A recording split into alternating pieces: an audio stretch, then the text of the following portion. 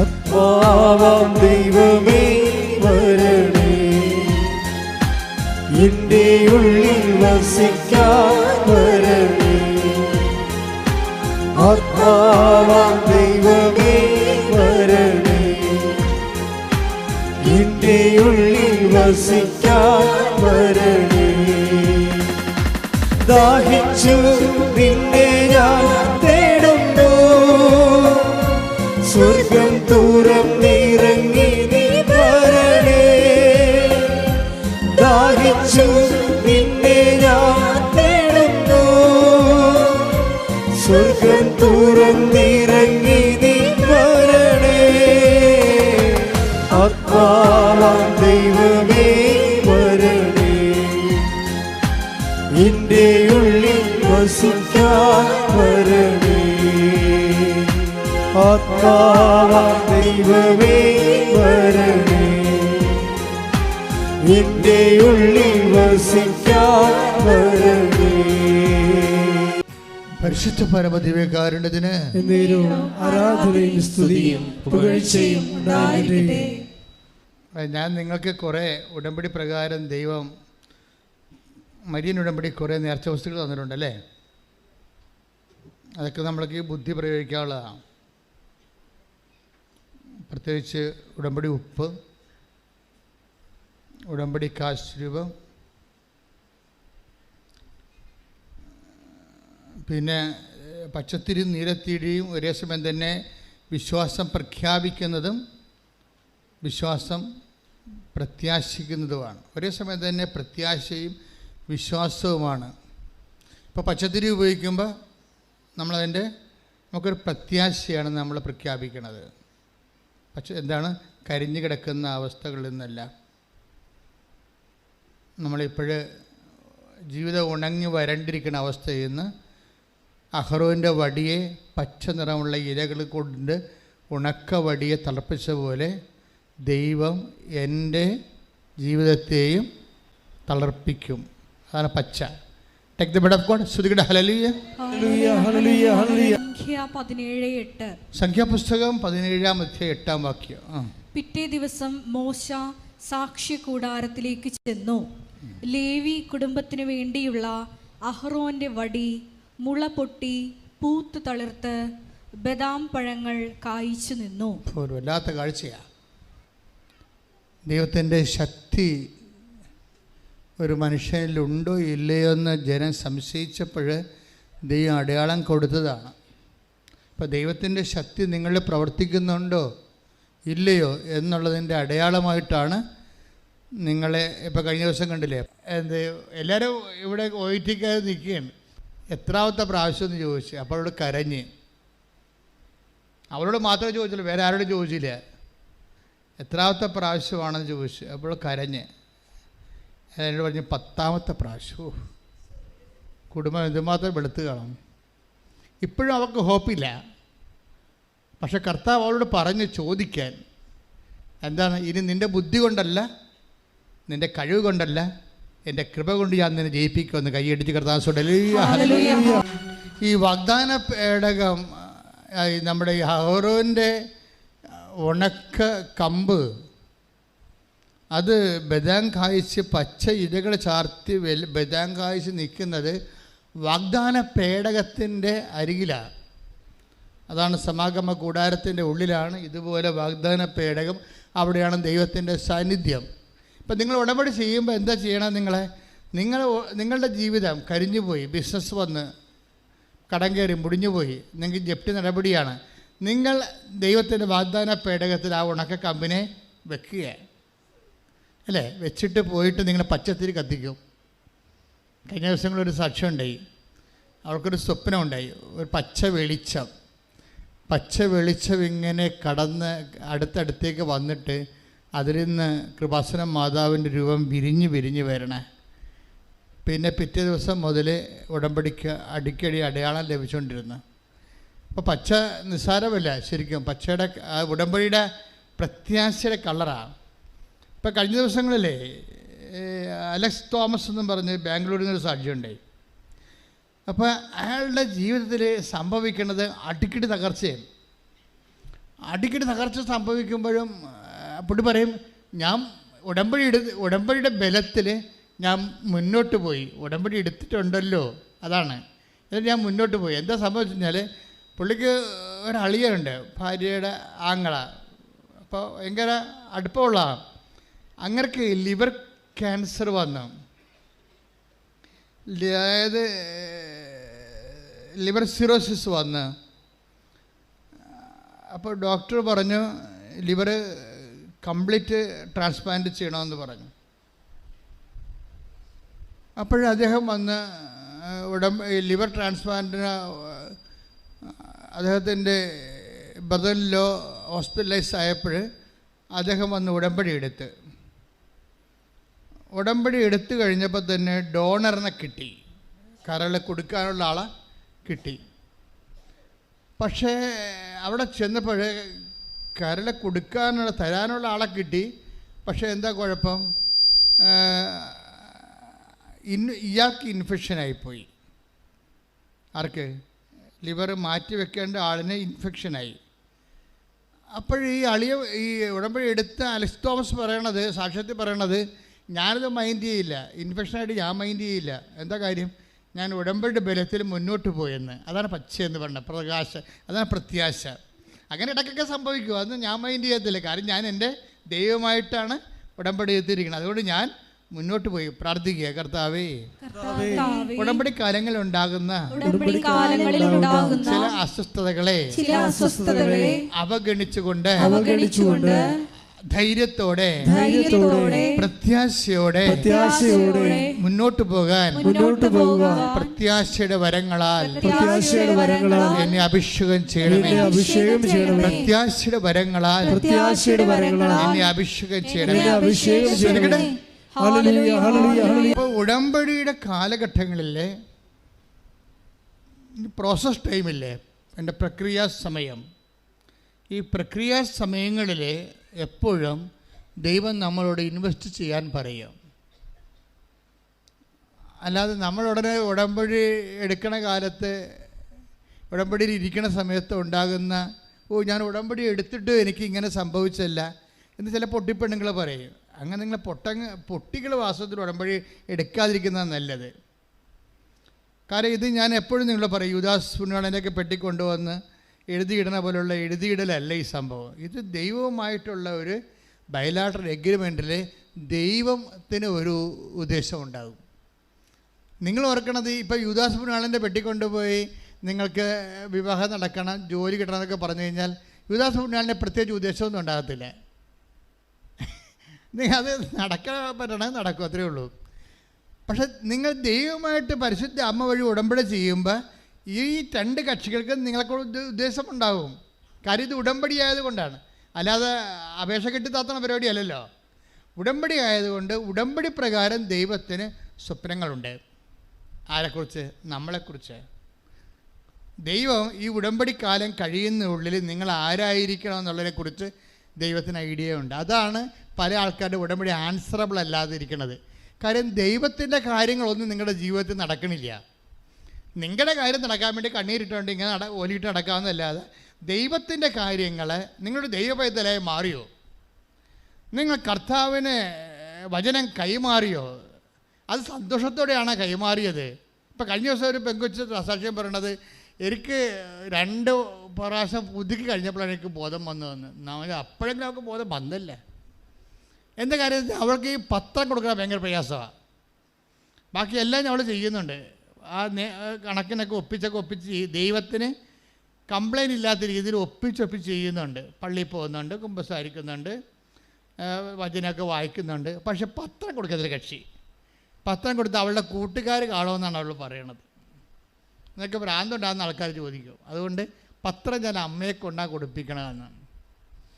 അതായത് ഈ ഉടമ്പടി നിങ്ങൾക്കറിയാമല്ലോ, ഇത് ഗ്രാജുവലായിട്ട് ഡെവലപ്പ് ചെയ്ത് വന്നതൊന്നുമല്ല. ഇപ്പോൾ എൻ്റെ കൂടെ ഉള്ള ജോബോണിലൊക്കെ അറിയാം, അല്ലെങ്കിൽ വിജയകുമാറിനറിയാം. അവരാണല്ലോ ഫസ്റ്റ് ഹാൻഡ് ഡിസേബിളായിട്ട് വരുന്നത്. അപ്പോൾ അവർക്കറിയാം ഇത് ഉടമ്പടി എങ്ങനെയാണ് ഇതിൻ്റെ പ്രൊമോഷൻ. ഇത് ഓൾ ഓൺ എ സഡൻ വന്നതാണ്. ഓൾ ഓൺ എ സഡൻ എന്നുവെച്ചാൽ വിത്തിൻ 72 മണിക്കൂറിനുള്ളിലാണ് ഉടമ്പടിയുടെ മൊത്തം സംഭവങ്ങൾ വെളിപ്പെട്ടത്. അല്ലാതെ ഇങ്ങനെ കണ്ട് പഠിച്ചു കേട്ടു മനസ്സിലാക്കി എന്നിട്ട് ഓരോ കാര്യം ഇങ്ങനെ ആഡ് ചെയ്ത് അപ്ഡേറ്റ് ചെയ്ത് അങ്ങനെ വന്നതല്ല. പച്ചത്തിരി, നീലത്തിരി, ഉപ്പ്, ഉടമ്പടി തൈലം, ഉടമ്പടി കാശുരുവോ എല്ലാം എനിക്ക് വേണം 72 മണിക്കൂറല്ല. ഒരു എഴുതിക്കൊണ്ടിരിക്കുന്ന സമയത്ത് സൈമിൾട്ടേനിയസ് ആയിട്ട് ഓൺലൈനിൽ ആണ് ഇതെല്ലാം കിട്ടിക്കൊണ്ടിരിക്കുന്നത്. എനിക്കിതിൻ്റെ അർത്ഥം പോലും അറിയാൻ പറ്റില്ല സത്യം പറഞ്ഞാൽ. പിന്നീട് ബൈബിളിലേക്കൊക്കെ പോയി ഇതിൻ്റെ അർത്ഥം എഴുതണമല്ല നമ്മൾ. ആൾക്കാരോട് പറഞ്ഞിട്ട് അത് ചെയ്താൽ മതി ഇത് ചെയ്താൽ മതി എന്ന് കത്തോലിക്ക സഭയിലൊന്നും പറയാൻ പറ്റത്തില്ല. ചോദിക്കാനും പറയാനൊക്കെ ആൾക്കാരുണ്ട്. അപ്പം അതുകൊണ്ട് സഭാപിതാക്കന്മാരോട് വൃത്തിപരമായിട്ട് ഇതിൻ്റെ തിയോളജിക്കൽ കൊണോട്ടേഷൻസ് എന്താണ്, ബിബ്ലിക്കൽ ഇംപ്ലിക്കേഷൻസ് എന്താണെന്ന്, അതിൻ്റെ തിയോളജി എന്താണെന്ന് വി മസ്റ്റ് എക്സ്പ്ലെയിൻ. അപ്പം ഞാനത് ഈശോയോട് പറഞ്ഞപ്പോൾ ഈശോ എനിക്ക് കുറേ വചനങ്ങൾ തന്നു. ആ വചനങ്ങളൊക്കെ എക്സ്പ്ലെയിൻ ചെയ്തിട്ടാണ് പുസ്തകം പുറത്തിറക്കിയിരിക്കുന്നത് ഓരോ കാര്യത്തിലും. അപ്പോഴാണ് ഈ ബദാം കായ്ക്കണ കാര്യമൊക്കെ ഞാൻ അറിയണത്. പച്ചത്തിരിയെന്ന് എഴുതി വെച്ചെന്നല്ലാതെ ബദാം കായ്ക്കണ കാര്യമൊന്നും അഹ്റോൻ്റെ ഉണക്കവടിയാണ് പിന്നീട് ദൈവം അക്സെപ്റ്റ് ചെയ്ത് കഴിയുമ്പോൾ ദൈവശക്തിയാൽ അത് പച്ച ഇലകളായിട്ട് മാറണമെന്നും അത് പ്രത്യാശയാണെന്നും ഉടമ്പടി വെച്ച കാര്യങ്ങൾക്കെല്ലാം നമുക്ക് പ്രത്യാശ ഉണ്ടായാൽ മതിയെന്നും.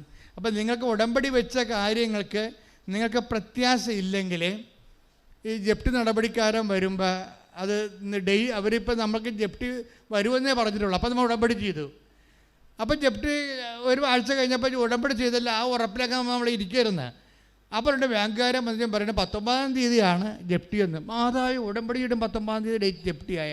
അപ്പോൾ തന്നെ നമ്മൾ കണ്ടിച്ച് വീണ് ഉടമ്പടി എടുക്കാത്ത പോലെ ഇരുന്ന് മോങ്ങിയെന്ന് വിചാരിച്ചോ. അപ്പോൾ ഉടമ്പടി ബ്രേക്കാവും. സംഭവം പ്രത്യാശ ഇവർക്കില്ല. അപ്പോൾ ഉടമ്പടി ബ്രേക്കാവും. ഇപ്പോൾ ഇന്ന് ഈ അലക്സ് തോമസിൻ്റെ കഥ കണ്ടില്ലേ?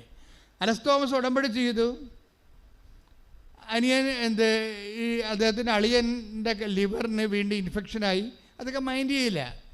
ഉടമ്പടി ആ പ്രിസ്ക്രൈബ്ഡ് ആയിട്ടുള്ള ഫോർമാറ്റിൽ അദ്ദേഹം മുന്നോട്ട് പോയി കുറച്ച് കഴിഞ്ഞപ്പോൾ ഇൻഫെക്ഷൻ മാറി, ലിവർ മാറ്റിവെച്ചു.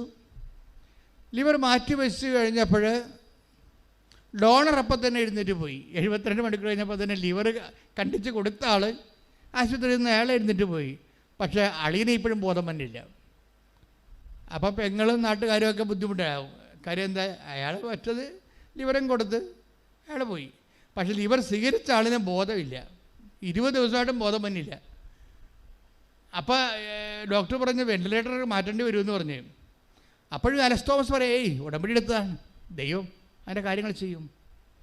അതാണ് പ്രത്യാശ എന്ന് പറയണത്. ആ അളിയന് ബോധമില്ലാതെ മറ്റാൾ പോവുകയും അളിയന് ബോധമില്ലാതെ വീണ്ടും തുടരുകയും പിന്നെ സിറ്റുവേഷൻസ് മോശമായി വെന്റിലേറ്ററൊക്കെ കൊണ്ടുപോകാൻ നേരത്ത് ഉടനെ അലക്സ് തോമസ് ഇവിടെ വന്നിട്ട് മാതാവിനോട് പറയും അളിയനെ വെന്റിലേറ്ററിൽ കയറ്റുകയാണെന്ന് പറയും. അളിയനെ വെന്റിലേറ്ററിൽ കയറ്റുകയാണെന്ന് പറഞ്ഞ് അമ്മയോട് പറഞ്ഞിട്ട് അയാൾ തിരിച്ചു പോകും. രാത്രി ആ വെന്റിലേറ്റർ കയറ്റാനുള്ള ആൾ കണ്ണ് തുറക്കും. അതായത് ആ മനുഷ്യനെ ഉടമ്പടി തന്നെ ഉറച്ചു നിന്നിട്ട് ഉടമ്പടി അല്പം ക്ലേശകരമായിട്ട് പോകണമെന്ന് കണ്ടപ്പോൾ അത് ഉടമ്പടി എടുത്ത ആളിനടുത്ത് തന്നെ പറയുന്നത് സിറ്റുവേഷൻസ് ഇത്തിരി മോശമാണ്, കൂടെ നിൽക്കുന്നവർക്ക് പിടിച്ചു നിൽക്കാൻ പറ്റണില്ല, ഞാനിങ്ങനെ തടിയെ പോലെ നിൽക്കണമെന്നേ ഉള്ളൂ, അത് നിൻ്റെ ഉറപ്പിലാണ് നിൽക്കണത്, വേറെ എല്ലാവരും ഡൗൺ ആയിട്ടുണ്ടെന്ന് പറയും. നമ്മൾ പോകുന്നത് ജീവിത യാഥാർത്ഥ്യങ്ങളും ദൈവാനുഭവമായിട്ടാണ് പോകുന്നത്. അപ്പോൾ ഇതിന് ബുദ്ധി വേണം. ഞാൻ പറയുന്നത് ഇതിന് ഉടമ്പടിക്കൊരു ബുദ്ധി വേണം. അല്ല നമ്മൾ ബുദ്ധി ഇല്ലാത്തവർ പോലെ കരയാനും വിഷമിക്കാതിരുന്നാൽ ഉടമ്പടി ബ്രേക്കാവും. ദൈവം നോക്കണത് ഈ ഉടമ്പടി എടുക്കാൻ ആവശ്യമായ തനത് കൃപ. നമുക്ക് എപ്പോഴും വരണത് തനത് കൃപയെന്നും പറഞ്ഞൊരു വിഷയമുണ്ട്. ഇപ്പം നമുക്കൊരു സാധാരണ ഒരു വിശ്വാസി ജീവിച്ചു പോണ അവന് ഇഷ്യൂസൊന്നുമില്ല, അല്ലെങ്കിൽ ഉണ്ട്, രോഗങ്ങളുണ്ട്, ജോലിയില്ല, സ്വാഭാവികമായിട്ട് കേരളത്തിലുണ്ടാകുന്ന കേരള ഡിസീസ് മാത്രമേ അവനുള്ളൂ. കേരള ഡിസീസ് എന്ന് പറഞ്ഞത് മുതിർന്നവർക്ക് ചിലർക്ക് പെൻഷൻ കിട്ടണില്ല, ചിലർക്ക് കിട്ടുന്നുണ്ട്, ചിലർക്ക് ജോലിയില്ല, ചിലർക്ക് റേഷൻ കട്ടായിരിക്കുന്നു. അങ്ങനെയൊക്കെ ഉള്ള സാധാരണ ജീവിതവുമായിട്ട് ബന്ധപ്പെട്ട കോമൺ പ്രശ്നങ്ങളേ ഉള്ളൂ. ചിലർ ഏജൻറ്റുമാർ പറ്റിച്ചിരിക്കുന്നു, ചിലർ വിസ ട്രബിളിൽ വന്നിരിക്കുന്നു. അപ്പോൾ ചിലരുടെ റിസൾട്ട് വെറുതെ വിത്ത് ഹോൾഡായിട്ട് ലാഗ് ചെയ്യുന്നു. അതുകൊണ്ട് അവർക്ക് വേറെ സർട്ടിഫിക്കറ്റ് റിലീസ് ചെയ്ത് കിട്ടിയിട്ട് വേറെ രാജ്യത്തേക്ക് പോകാൻ പറ്റണില്ല. ഇങ്ങനെയുള്ള കേരള തടസ്സങ്ങൾ നമ്മുടെ രാജ്യത്തുള്ള തടസ്സങ്ങളുണ്ട്. ഇതല്ലാതെ എക്സ്ട്രാ തടസ്സങ്ങളുള്ളവരുണ്ട്, സാധാരണ മനുഷ്യർക്ക് ഇല്ലാത്ത ഒരു 60% പേർക്കും ഇല്ലാത്ത ഒരു 40% പേർക്ക് മാത്രമുള്ള തടസ്സങ്ങളുണ്ട്.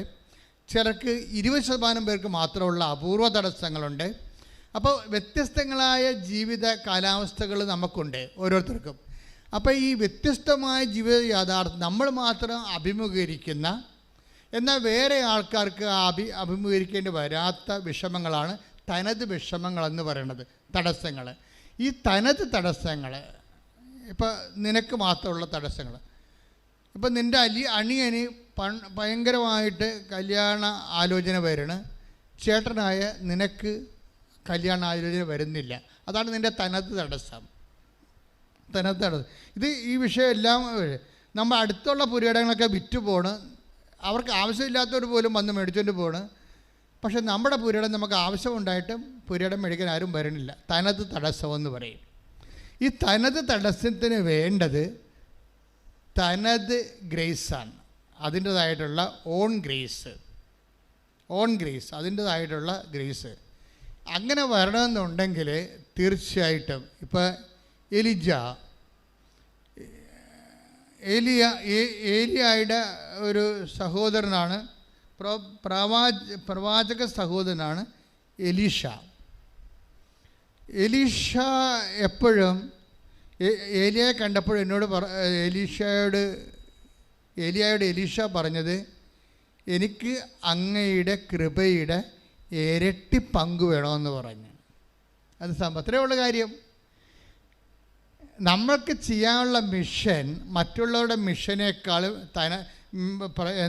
പ്രയാസമേറിയതാണെങ്കിൽ നമ്മുടെ മുമ്പിലുള്ള ഓപ്ഷൻ എന്ന് പറയുന്നത് ഇരട്ടി കൃപയാണ്. Take the word of God. ശ്രുതികട്ടെ. ഹല്ലേലൂയ, ഹല്ലേലൂയ, ഹല്ലേലൂയ. 2 രാജാക്കന്മാർ 2:9. 2 രാജാക്കന്മാർ 2:9. മറുകര എത്തിയപ്പോൾ ഏലിയ എലീഷായോട് പറഞ്ഞു, നിന്നിൽ നിന്ന് എടുക്കപ്പെടുന്നതിന് മുമ്പ് ഞാൻ എന്താണ് ചെയ്തു തരേണ്ടത്?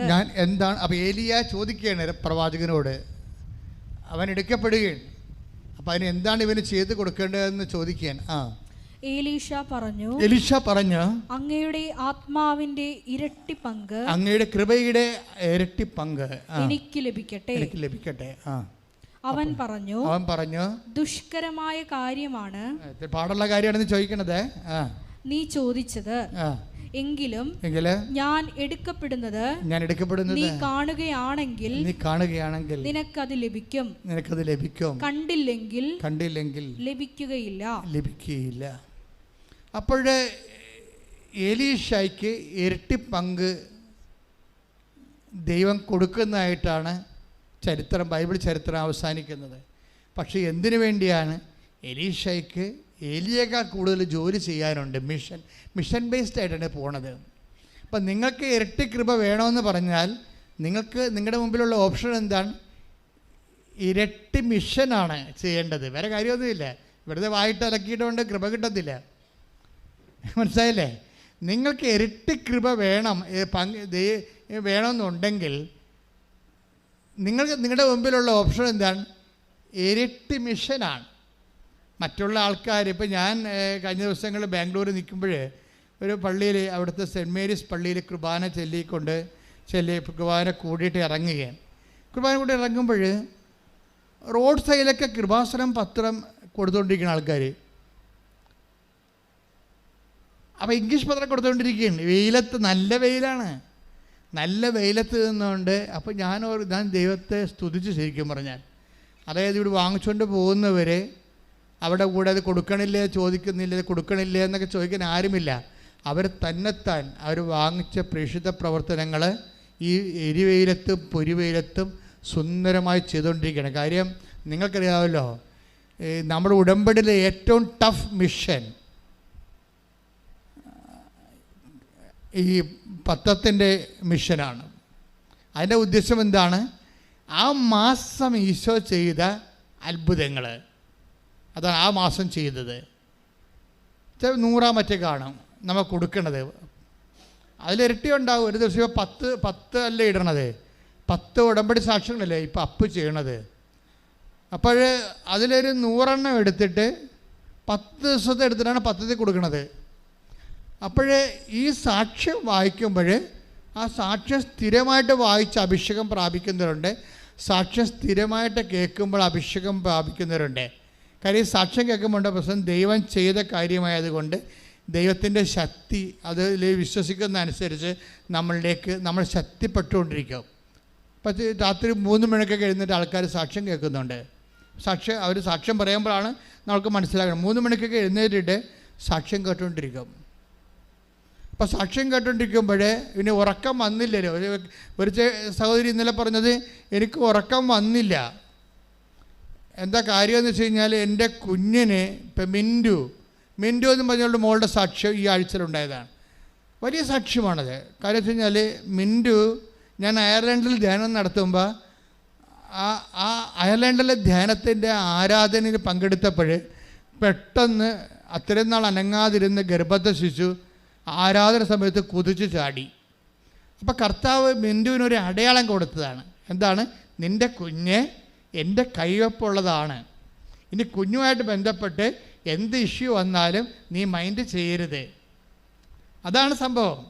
ഇപ്പോൾ നമ്മൾക്കൊരു അടയാളം കിട്ടുമ്പോൾ ഓർക്കേണ്ടതെന്ന് വെച്ച് കഴിഞ്ഞാൽ, നമുക്കൊരു എന്തെങ്കിലും തരത്തിൽ നമ്മളെ പ്രതിരോധത്തിലാക്കുന്ന എന്തോ സാധനം സംഭവിക്കാൻ പോകുന്നു, നമ്മൾ കലങ്ങരുതെന്ന അതിൻ്റെ അർത്ഥം. ഒരർത്ഥം അതാണ്.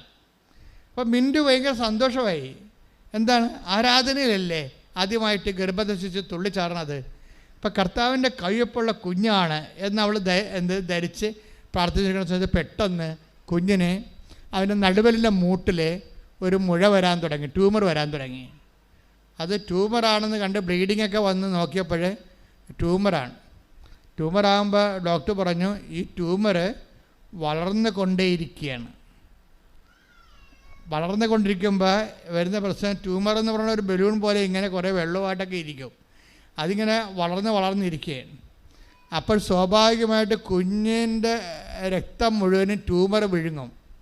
കുഞ്ഞ് രക്തമില്ലാതെ കുഞ്ഞിന് ലിവർ അടിച്ചു പോകും, ബ്രെയിൻ ചുരുങ്ങിപ്പോകും. അങ്ങനെ കിഡ്നി, 3 പ്രശ്നമാണ് ട്യൂമർ ഉണ്ടാകുമ്പോൾ.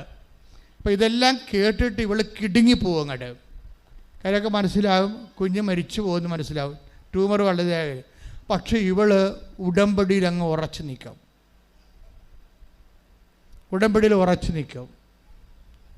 എന്താ കാര്യം വെച്ച് കഴിഞ്ഞാൽ, നമ്മൾ ഉടമ്പടി ഉറച്ചു നിൽക്കുമ്പോൾ ഉണ്ടാകുന്ന ഗുണമെന്ന് വെച്ച് കഴിഞ്ഞാൽ, ഇതിൻ്റെ വിഷയം, നമ്മുടെ വിഷയം എല്ലാം ദൈവത്തിൻ്റെ വിഷയമായി മാറും. കാര്യം ഇത് ബൈലാറ്ററൽ എഗ്രിമെൻ്റ് അല്ലേ, അതാണ് വിഷയം. നമുക്ക് ജോലിയില്ല, ദൈവത്തിന് ജോലിയില്ല.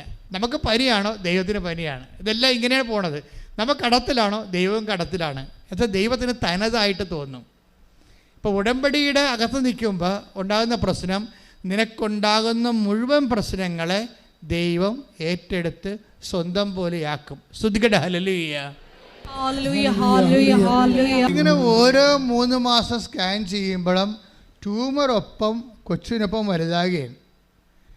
അപ്പോൾ ഡോക്ടർ പറഞ്ഞ് അബോർഷൻ ചെയ്ത് കളയണമെന്ന്. ടിൻറ്റിൻ്റെ അപ്പോൾ 6-ാം മാസം ആയപ്പോഴും ഡോക്ടർ പറയും, ഇത് കുട്ടി മരിക്കും, നിനക്കും അപകടമാണ്, അബോർഷൻ ചെയ്ത് കളയണം. പക്ഷെ കളയത്തില്ല ഇവർ. കാര്യം ടിൻറ്റുവിൻ്റെ ഹസ്ബൻഡ് ലിജുവും അതുപോലെ തന്നെ വിശ്വാസമുള്ള ആളാണ്. ഇത് നമുക്ക് കർത്താവ് തന്ന എൽഇഡി എന്ന് ചോദിക്കും. ഒക്കെ ബോധമാണ്. അതാണ് ബോധം. ഒരു ഉടമ്പടി ഒരു ബോധമാണ്. അന്ന് ആരാധനയ്ക്ക് കുഞ്ഞ് തുള്ളിച്ചാടിയില്ലേ, അപ്പോൾ കർത്താവിൻ്റെ കൈവപ്പായില്ലേ. അപ്പോൾ ഭർത്താവ് പറയും, ഇത് നമുക്ക് കർത്താവ് തന്നതല്ലേടി, കർത്താവാണ് തീരുമാനിക്കണം, നമ്മളൊന്നും ചെയ്യത്തില്ല എന്ന് പറയും. അപ്പോൾ ഭർത്താവും ഭാര്യയും കൂടി ആലോചിച്ചിട്ട് അവരൊന്നും ചെയ്യാതെ കുഞ്ഞിനെയും ട്യൂമറിനെയും അതിൻ്റെ വിധിക്ക് അങ്ങോട്ട് വിടും. ഇവൾ ഈ വയറും താങ്ങിക്കൊണ്ട് നടക്കുമ്പോൾ ഇവിടെ രാത്രി ഉറക്കം വരത്തില്ല. ഉറക്കം വരാതെ അങ്ങോട്ടും ഇങ്ങോട്ടും നടക്കും. എന്നിട്ട് അവൾ പറയും, ഞാൻ 3 മണിക്ക് എഴുന്നേറ്റ് സാക്ഷ്യം കേൾക്കുമെന്ന്. കർത്താവ് അപ്പോൾ എന്നെ കർത്താവ് ബലപ്പെടുത്തും. ഈ കാലങ്ങളിൽ മനുഷ്യനെ ബലപ്പെടുത്തുന്നത് സാക്ഷ്യങ്ങളാണ് ശരിക്കും. കാര്യം ചവർ പോലെ സാക്ഷ്യങ്ങളല്ലേ എല്ലാ ദിവസവുമാണേ. അപ്പോൾ അത് ആ ഓരോ സബ്ജക്റ്റ് വൈസ് ഉണ്ടാവും. ഈ ഭൂമിക്ക് താഴെ ഈ ഭൂമിക്ക് മുകളിലുള്ള മനുഷ്യൻ അനുഭവിക്കുന്ന മുഴുവൻ വിഷയങ്ങളെയാണ് ദൈവം ഉടമ്പടി കൈകാര്യം ചെയ്യണത്. അത് ഓരോ വിഷയങ്ങളെയും. അപ്പോൾ ഇവൾ പറയും ഞാൻ എന്ത് ചെയ്യുന്നറിയാവോ, കൂടുതൽ വേദനയൊക്കെ വരുന്ന ബ്ലീഡിങ് കൂടുന്ന കാണുമ്പോൾ ഞാൻ എന്ത് ചെയ്യും, ഉടമ്പടി തൈലം എടുത്തിട്ട് എൻ്റെ അടിവയറ്റിൽ തേച്ച് കുരിച്ചിടും. കാര്യം നമുക്ക് ഉടമ്പടിയിലെ ദൃശ്യമായ കുറേ അടയാളങ്ങൾ കയ്യിൽ തന്നിട്ടുണ്ടല്ലേ. എന്തൊക്കെയാണ്? ഉടമ്പടി തൈലം, ഉപ്പ്, പിന്നെ എന്താണ്, കാശുരൂപം. അപ്പം കുറേ അടയാളങ്ങളുണ്ട്. അപ്പം അതുകൊണ്ടാണ് ഇതൊന്നും നിങ്ങൾ കൈമാറ്റം ചെയ്യരുത് എന്ന് പറഞ്ഞതിൻ്റെ കാരണം, അത് വർക്കൗട്ട് ചെയ്യണത് ആരാണ് ദൈവമായിട്ട് ഉടമ്പടി ചെയ്തിരിക്കണത്, അയാളുടെ മൊറാലിറ്റിയിൽ മാത്രമേ ഇത് വർക്കൗട്ട് ചെയ്യത്തുള്ളൂ. പിന്നെ അയാൾ ഒത്തിരി ആഗ്രഹിച്ചിട്ട് കണ്ണീരിട്ട് ദൈവതിരുസന്നിധി പറയാണ്, ഞാനിത് കാനഡയ്ക്ക് കൊടുത്തു വിടുകയാണ്, എൻ്റെ മകൾ അവിടെയാണ്, അവർക്ക് വേറെ ആരുമില്ല, എനിക്കും പോകാൻ പറ്റണില്ല, അതുകൊണ്ട് ഇത് വർക്കൗട്ട് ചെയ്യണമെന്ന് ദൈവത്തോട് പറഞ്ഞാൽ ദൈവം അത് അക്സെപ്റ്റ് ചെയ്യണത് അവർ തമ്മിലുള്ള ബന്ധത്തിൻ്റെ പേരിലാണ്. പക്ഷേ ഉടമ്പടിക്ക് മുറുക്കമില്ല എന്നുണ്ടെങ്കിൽ ദൈവം അക്സെപ്റ്റ് ചെയ്യണം നിർബന്ധമില്ല. നീ ഉടമ്പടി ഉടപ്പിയിട്ട് ഇപ്പോൾ ഒരു കാര്യം വന്നപ്പോൾ ഉടമ്പടി തൈലം കൊടുത്തു വിടുകയാണെന്ന് പറഞ്ഞാൽ അത് വർക്കൗട്ട് ചെയ്യത്തില്ല. നിങ്ങൾക്കറിയാമല്ലോ, ഇതെല്ലാം ഒരു കൈ ഇരിക്കുന്ന വടി മാത്രമാണ്. ഇപ്പം മോസസിനോട് പറഞ്ഞില്ലേ, നീ പറവോൻ്റെ മുമ്പിൽ ചെല്ലുമ്പോൾ മോസസിന് പേടിയാണ്. കാര്യം വെച്ച് കഴിഞ്ഞാൽ അയാൾ രാജാവ്, ചക്രവർത്തിയാണ്. ഇവൻ്റെ പിന്നിൽ ആൾ പോലും ഇല്ല, സ്വാധീനമില്ല, റെക്കമെൻഡ് ചെയ്യാൻ ആളില്ല, ട്രെയിൻ ചെയ്ത പട്ടാളക്കാരില്ല, പണമില്ല, ഒന്നുമില്ല. ഇവൻ ഒറ്റക്കാണ്. അപ്പോൾ മോസസ് പറയും, ഞാൻ ഒറ്റക്കാണല്ലോ, ഞാനെങ്ങനെയാണ് ചക്രവർത്തിയോട് സർവ്വസൈന്യാധിപനോട് സംസാരിക്കുക എന്ന് പറയുമ്പോൾ ദൈവം പറയും, നിൻ്റെ കയ്യിലിരിക്കണ എന്താണെന്ന് ചോദിക്കും. Take the word of God. പുറപ്പാട് 4:2. ശ്രദ്ധിക്കട്ടെ. ഹല്ലേലൂയ.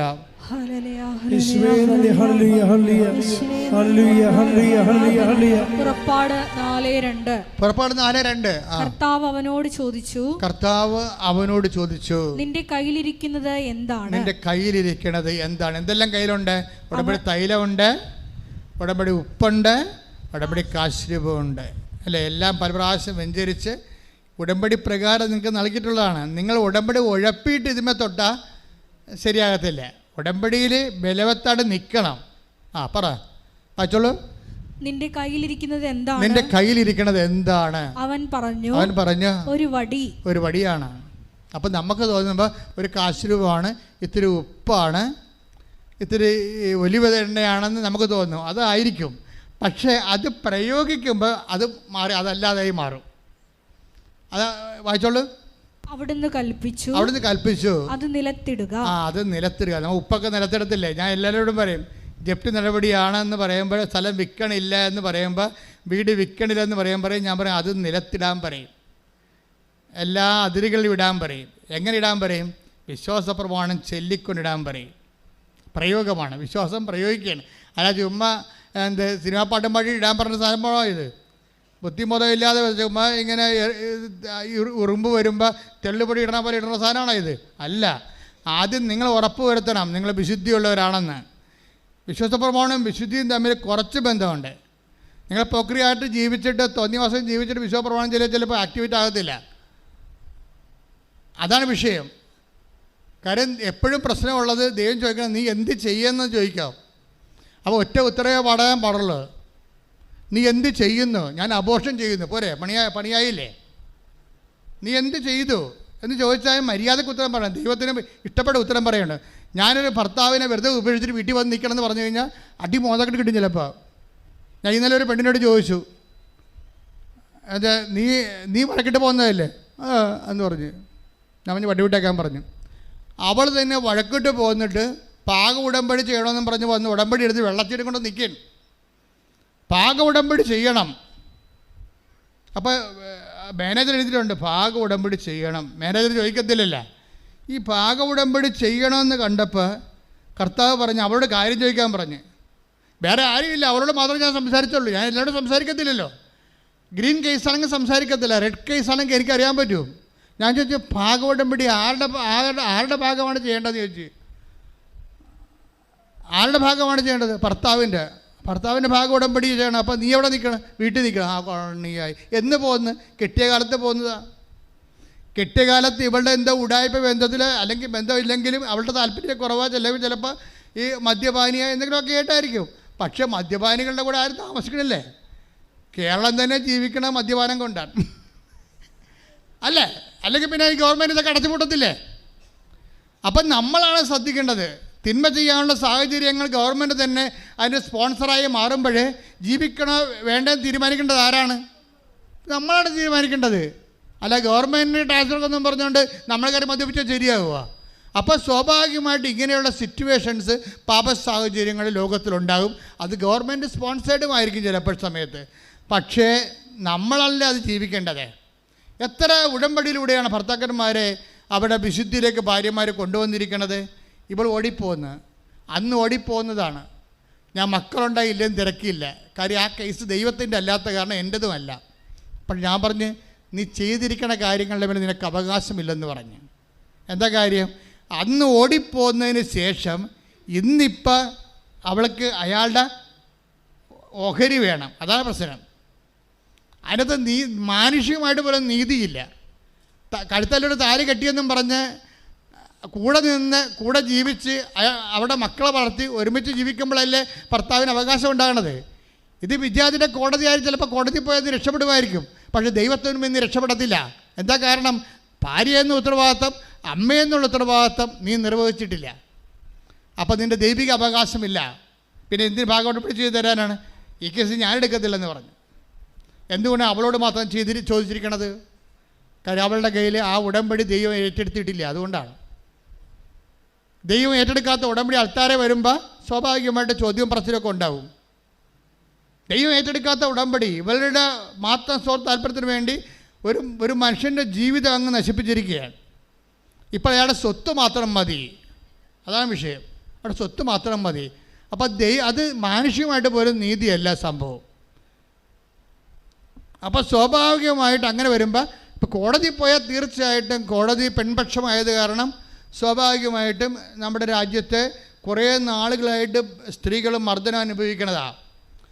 നിയമപരമായ നീതിപരമായ മർദ്ദനങ്ങൾ സ്ത്രീ ജനങ്ങൾ അനുഭവിക്കുന്ന കാരണം അതിൻ്റെ തിക്തഫലങ്ങൾ ഒത്തിരി ആയപ്പോൾ ഗവൺമെൻറ് ഇപ്പോൾ നിയമങ്ങൾ വെച്ചിരിക്കുന്നതെല്ലാം സ്ത്രീ അനുകൂലമായ നിയമങ്ങളാണ്. അത് ഒത്തിരി പെണ്ണുങ്ങൾ മുതലെടുക്കുകയും ചെയ്യുന്നുണ്ട് അതിൻ്റെ പേരിൽ. ഇപ്പം എല്ലാ അവകാശവും വാങ്ങിച്ചുകൊണ്ട് പോയിട്ടുണ്ട്. ഇപ്പം എല്ലാ കുടുംബത്തിൻ്റെ എല്ലാ അവകാശവും വാങ്ങിച്ചുകൊണ്ട് പോയിട്ടും പിന്നെയും കേസ് പറയുന്ന പെങ്ങന്മാരുണ്ട്. കുടുംബത്തോട് തറവാടിനോട് കേസ് പറയുന്ന പെങ്ങന്മാരുണ്ട്. അവർക്ക് അപ്പനും അമ്മയോട് ബന്ധമില്ല, അപ്പനെയും അമ്മയും അവർക്ക് നോക്കണ്ട. അതേസമയം തന്നെ അവർ പിന്നെയും കിട്ടാൻ വേണ്ടി കേസ് പറയും. ആ സ്വത്തുണ്ടാക്കിയതിൽ ഇവർക്കൊരു പങ്കുമില്ല. ഇപ്പം ചിലരൊക്കെ കാണിച്ചിരിക്കുന്ന നീതികൾ കണ്ടില്ലേ?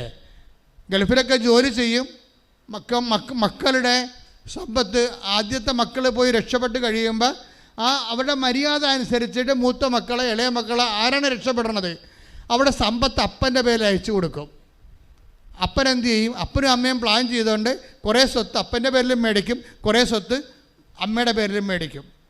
ഇനി അവനൊരു കാലത്ത് ഗതികെട്ട് കിട്ടാതെ ഇവിടെ വരുമ്പോഴെന്ത് ചെയ്യും? കുറേ സ്വത്ത് അമ്മയുടെ പേരിലാണ് പെമ്മക്കൊക്കെ എല്ലാം അവകാശം, കുറേ സ്വത്ത് അപ്പൻ്റെ പേരിലാണ് കുടുംബത്തിന് അമ്മക്കും പെമ്മക്കും അവകാശം. അവരെന്താ? അവൻ ഞൊട്ടേണ്ടി വരും മിക്കവാറും. ഈ ആൾക്കാരെ ഉടമ്പടി എടുത്താൽ വിജയിക്കുക ഇല്ല. ആദ്യം നിങ്ങൾ കറക്റ്റ് ചെയ്യണം. നിങ്ങൾ നിങ്ങളുടെ മക്കളെ തന്നെ മക്കളാണെന്ന് പറഞ്ഞൊരു കാര്യമില്ല. മക്കളെ ചതിച്ചിട്ടുണ്ടെങ്കിൽ ആ ചതി റെക്ടിഫൈ ചെയ്യേണ്ടി വരും. അല്ലെങ്കിൽ ഉടമ്പടി സാക്ഷ്യം പറയാതെ നീണ്ടു പോകും. അങ്ങനെ പല ആൾക്കാർക്കും സാക്ഷ്യം പറയാൻ പറ്റാതെ വന്നിട്ടുണ്ടെങ്കിൽ അതിൻ്റെ അർത്ഥം അവരുടെ ദൈവതിരുസന്നിധിയിലും മനുഷ്യൻ്റെ തിരുസന്നിധിയിലും അവരവരുടെ ആത്മശോധന ചെയ്ത് റെക്ടിഫൈ പരിശോധിച്ച് കറക്റ്റ് ചെയ്യേണ്ടതാണ്. ശ്രദ്ധിക്കട്ടെ. ഹല്ലേലൂയ. മിൻറ്റുവിൻ്റെ പ്രസംഗം ഉണ്ടാ. മിൻറ്റു ഈ കുഞ്ഞിൻ്റെ ട്യൂമർ ആ കൊച്ചിനൊപ്പം ഗർഭത്തെ ശിശുവിനൊപ്പം വളരുകയാണ്. ശരീരം ചൂട് കയറിയിട്ടും വയറ് പെരുത്തിട്ടും കിടന്നുറങ്ങാൻ പറ്റണില്ല. വലത്തോടും തിരിയാൻ പറ്റണില്ല, ഇടത്തോടും തിരിയാൻ പറ്റുന്നില്ല. രാത്രി അങ്ങോട്ടും ഇങ്ങോട്ടും നടക്കുകയാണ്. അതിൻ്റെ ഇടയ്ക്ക് സാക്ഷ്യം കേട്ടുകൊണ്ടിരിക്കും. പിന്നെ എന്തു ചെയ്യും? ഉടമ്പടി തൈലം എടുത്ത് വിശ്വാസ പ്രമാണം ചൊല്ലി അടിവയറ്റിൽ കുരിശിട്ടുകൊണ്ടിരിക്കും.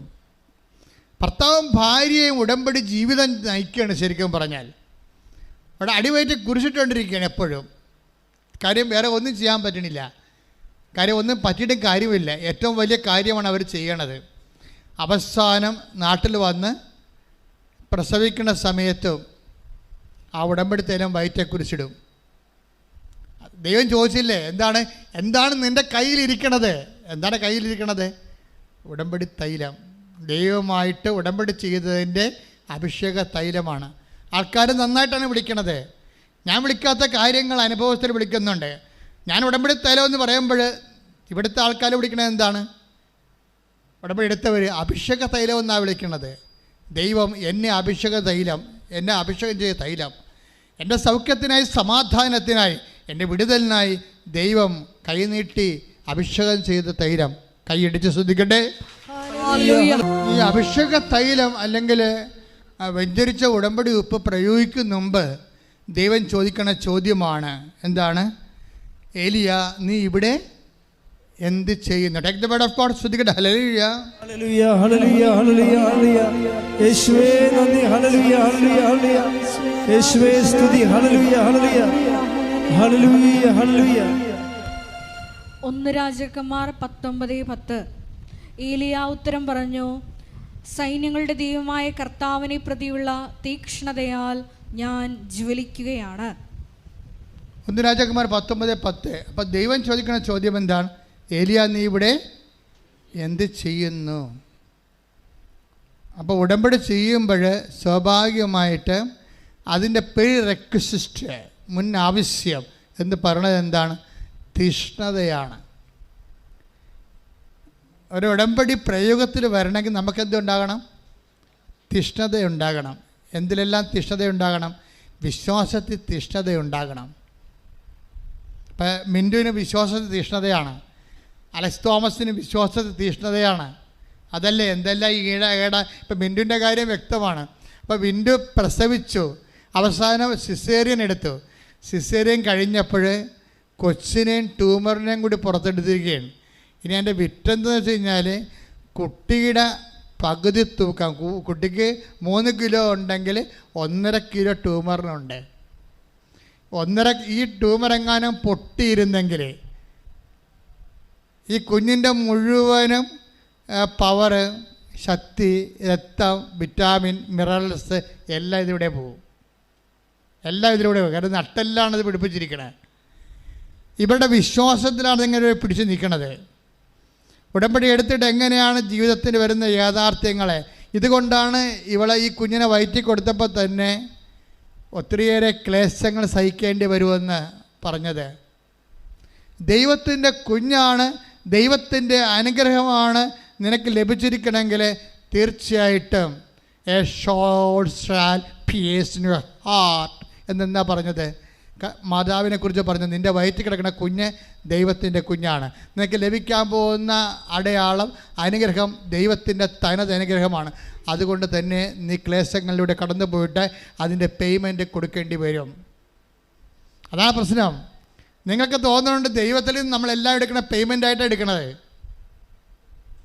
പേയ്മെൻറ്റായിട്ട് കിടച്ചാൽ നമ്മൾ കാര്യം ഈ കൃപ മുഴുവനും ഉണ്ടായിരിക്കണത് കർത്താവിൻ്റെ തിരുമരണത്തിൽ നിന്നാണെങ്കിൽ തീർച്ചയായിട്ടും പേയ്മെൻ്റ് ഇല്ലാത്ത ഒരു വിഷയമില്ല. ഓരോ അനുഗ്രഹങ്ങൾക്ക് അപ്പോൾ ആദ്യത്തെ കാലങ്ങളിലൊക്കെ സ്വാഭാവികമായിട്ട് ബ്ലെസ്സിങ് മാത്രമേ ഉള്ളതെന്നുണ്ടെങ്കിൽ ബ്ലെസ്സിങ് കിട്ടിയ ആൾക്കാർ അത് ഉപയോഗിച്ച് ചത്തും മലന്ന് പോകും. ചില കത്തിക്കും, ചില കുഴിച്ചിടും, അത്രയേ ഉള്ളൂ. പക്ഷേ നിത്യത എന്നുള്ള കോൺസെപ്റ്റിൻ്റെ അകത്ത് നീ അവകാശമായിട്ടുണ്ടെങ്കിൽ അത് പേയ്മെൻറ്റ് സീറ്റാണ്. അതിന് പേയ്മെൻറ്റ് കൊടുക്കേണ്ടി വരും. ഈ കുഞ്ഞിലൂടെ നീ നിത്യതയിലേക്കാണ് കർത്താവ് നിന്നെ വിളിച്ചിരിക്കണമെന്നുണ്ടെങ്കിൽ തീർച്ചയായിട്ടും നിൻ്റെ വിശ്വാസം പ്രഖ്യാപിക്കേണ്ടി വരും, പ്രത്യാശ പ്രഖ്യാപിക്കേണ്ടി വരും, ദൈവസ്നേഹം തീഷ്ണതയാൽ ഇരട്ടിക്കേണ്ടി വരും. പ്രാർത്ഥിക്കുക. കർത്താവേ, ദൈവസ്നേഹം തീഷ്ണതയാൽ ഇരട്ടിപ്പിക്കാൻ, വിശ്വാസത്തിൽ വളരുവാൻ, ഇരട്ടി തീഷ്ണതയോടെ ജീവിക്കുവാൻ, എൻ്റെ ജീവിതത്തിലൂടെ കടന്നു വരുന്ന എല്ലാ ദൈവിക പരിപാലനകളെയും വിശേഷവിഹിതമായി നിരീക്ഷിക്കുവാനും നിവൃത്തിയാക്കുവാനും ആവശ്യമായ കൃപയാ എന്നെ നിറക്കണമേ, എന്നെ നിറക്കണമേ.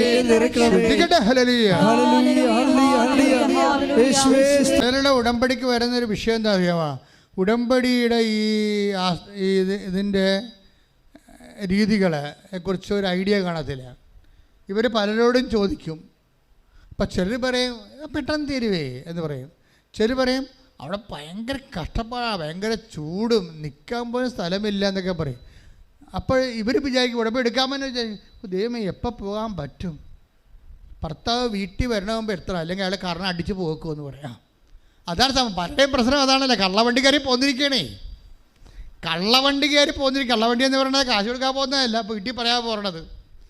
വീട്ടിൽ പറയാൻ പോകുന്ന ഒത്തിരി ആൾക്കാർ കള്ളവണ്ടി കയറി എന്നെ പോലെ. എന്നിട്ട് അവർ ഇവിടെ വന്നിട്ട് അവിടെ കാലുറക്കത്തില്ല. കൊച്ചേ 20 രൂപ കൊച്ചേ 20 രൂപ കൊച്ചേ എന്ന് പറഞ്ഞുകൊണ്ടിരിക്കും.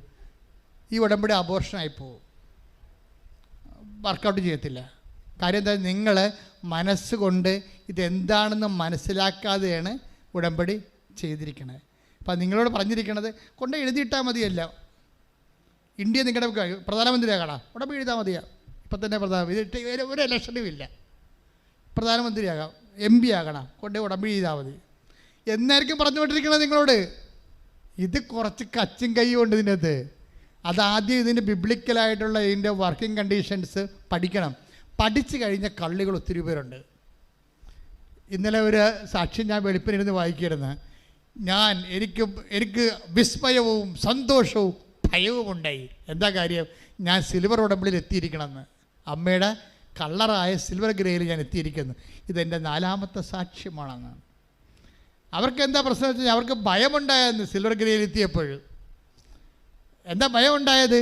ഞാൻ അമ്മയുടെ കളറിലെത്തിയില്ലേ, ഇനി അമ്മയുടെ ജീവിതം ഞാൻ ജീവിക്കണ്ടേ. അതാണ് സംഭവം.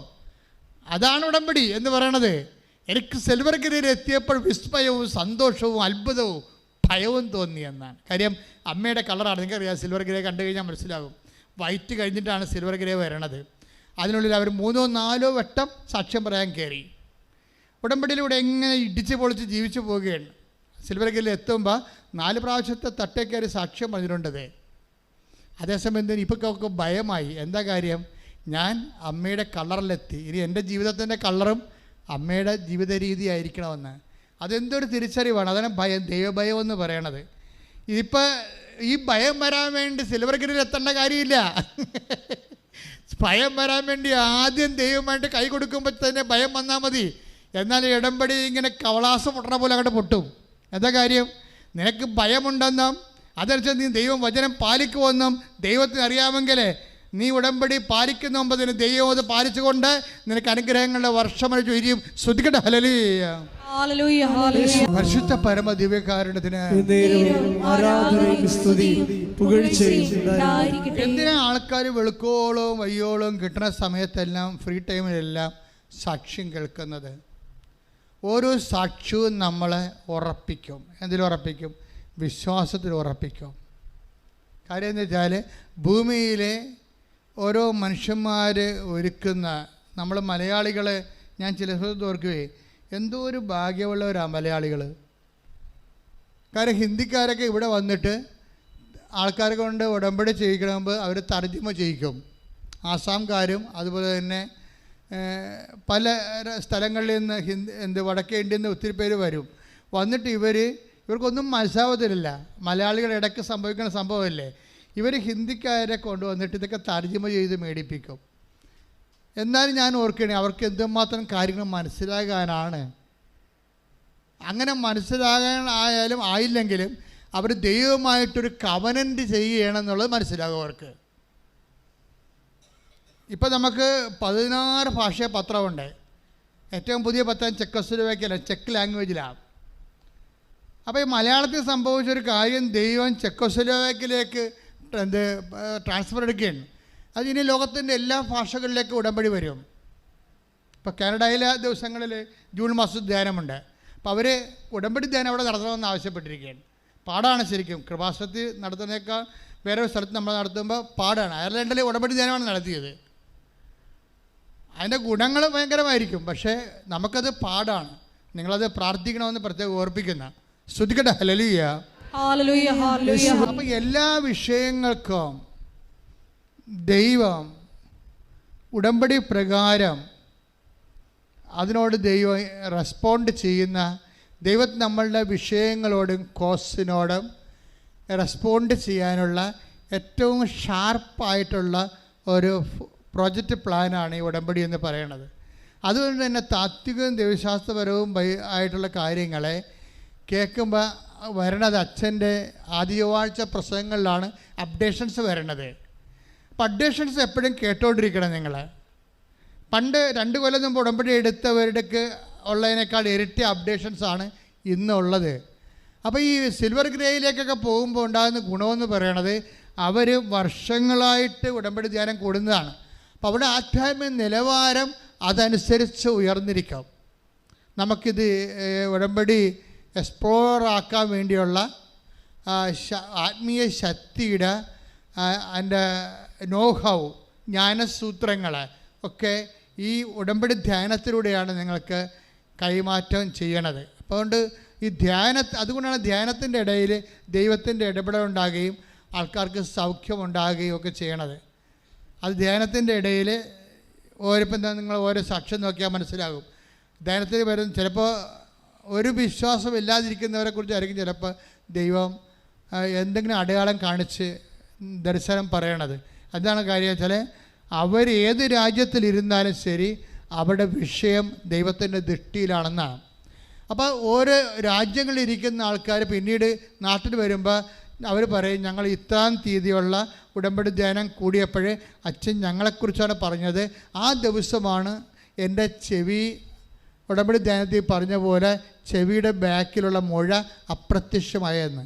ചുമ്മാ അപ്രത്യക്ഷമാകണേ, ആ പറയണ ഓൺലൈൻ ടൈമിന് അപ്രത്യക്ഷമാകും. അല്ലെങ്കിൽ ആ ധ്യാനം അവരെപ്പോഴാണ് കേൾക്കണത് അപ്പം അപ്രത്യക്ഷമാകും.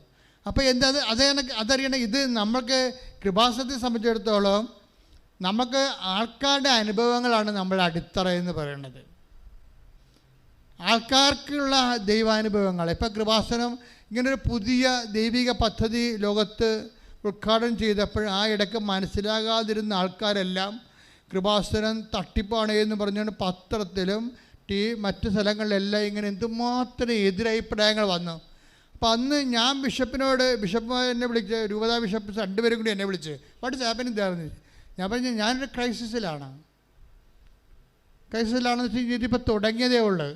എനിക്ക് പോലും ഇതിൻ്റെ എല്ലാ കാര്യവും ദൈവം പറഞ്ഞു തന്നിട്ടില്ല. വെളിപാടിൻ്റെ പ്രോസസ്സിങ്ങിലിരിക്കുകയാണിത്. പക്ഷേ ഞങ്ങളിതിനെ പ്രാർത്ഥിച്ച് അതിജീവിക്കും. എന്താ കാര്യം? ഞങ്ങളുടെ കയ്യിലുള്ളത് അഖണ്ഡ ജപമാലയാണ്. 1000 മണി ജപമാലയുടെ വലിയ പ്രകടശേഷിയുള്ള സംഭവമാണ് 2000 മുതലിവിടെ പ്രയോഗിക്കുന്നത്.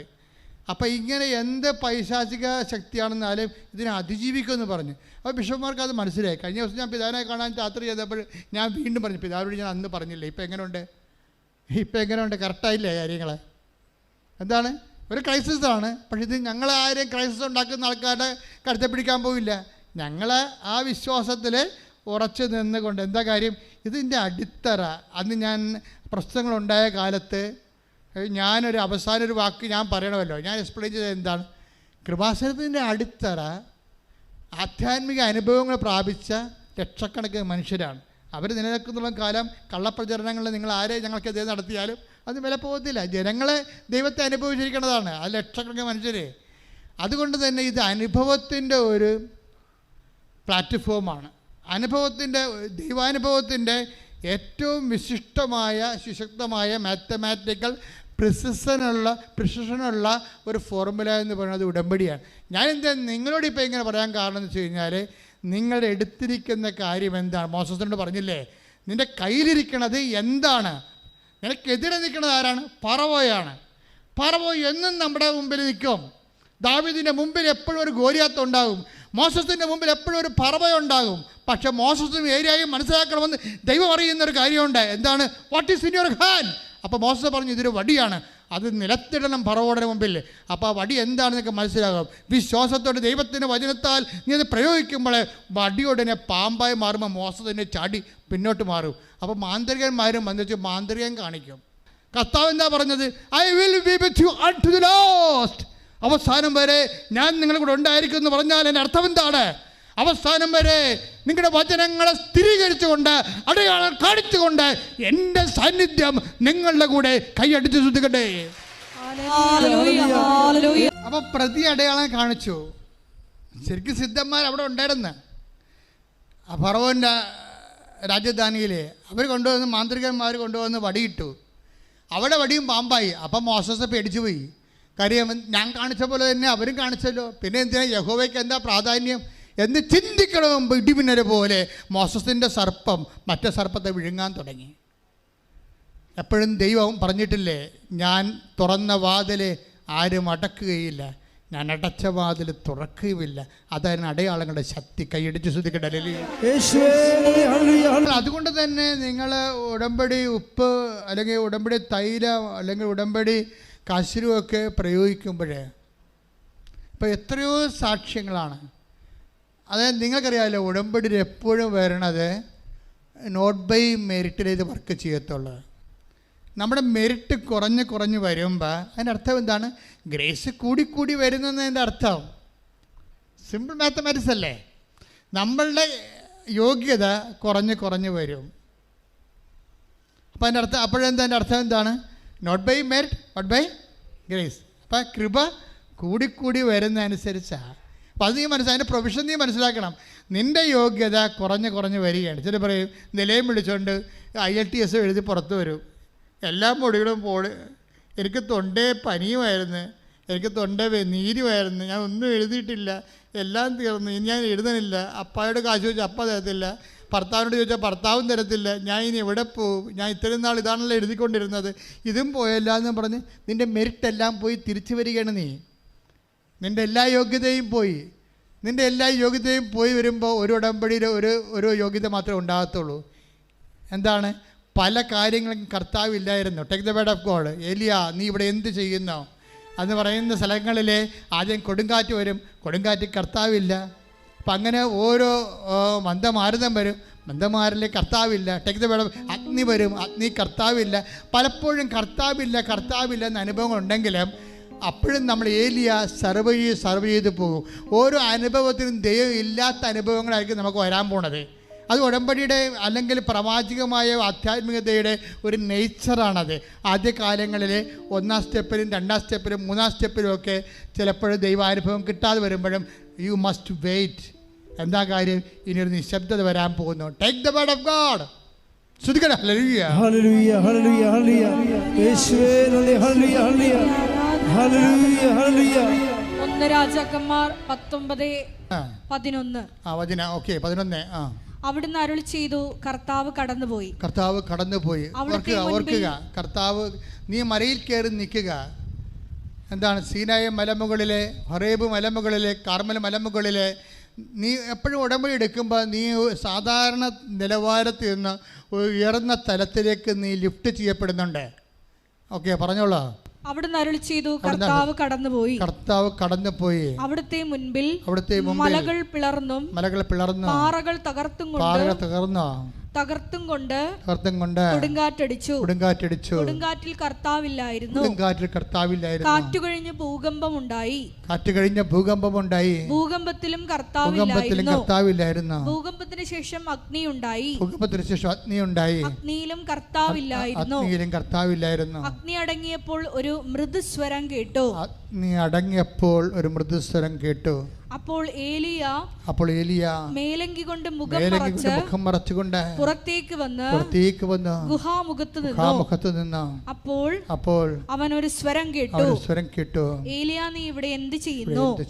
അപ്പോഴ് അഗ്നിയിലും കർത്താവുണ്ടായിരുന്നു, ഭൂകമ്പത്തിലും കർത്താവുണ്ടായിരുന്നു, കാറ്റിലും കർത്താവുണ്ടായിരുന്നു.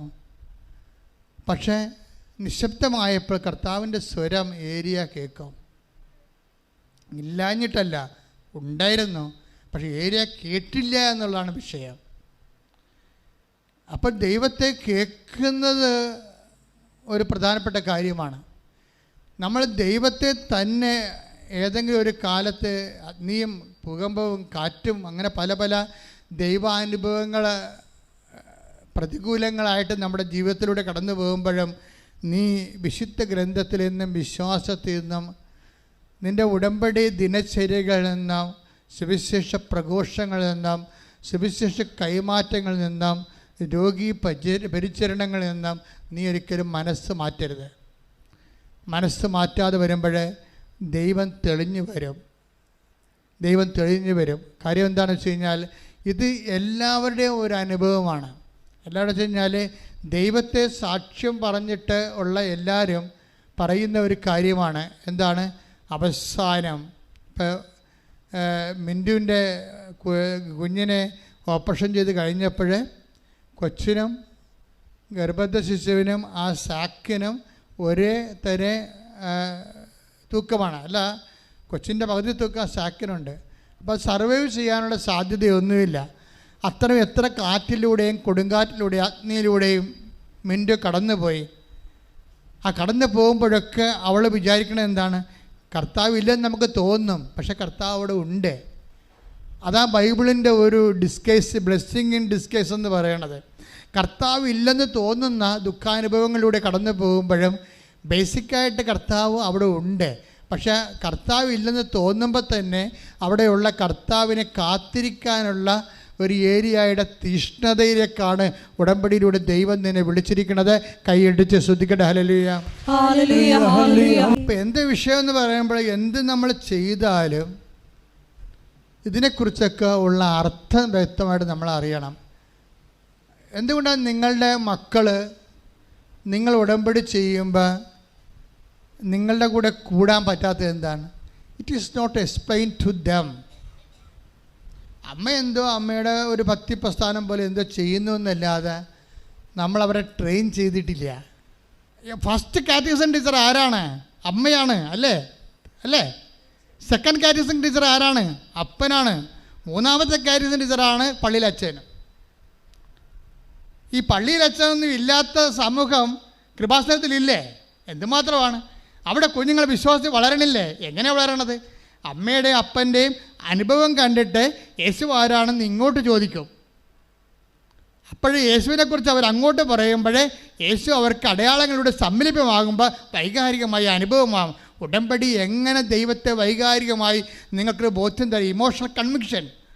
I am after the emotion, upbuilding the emotional commission through this covenant prayer.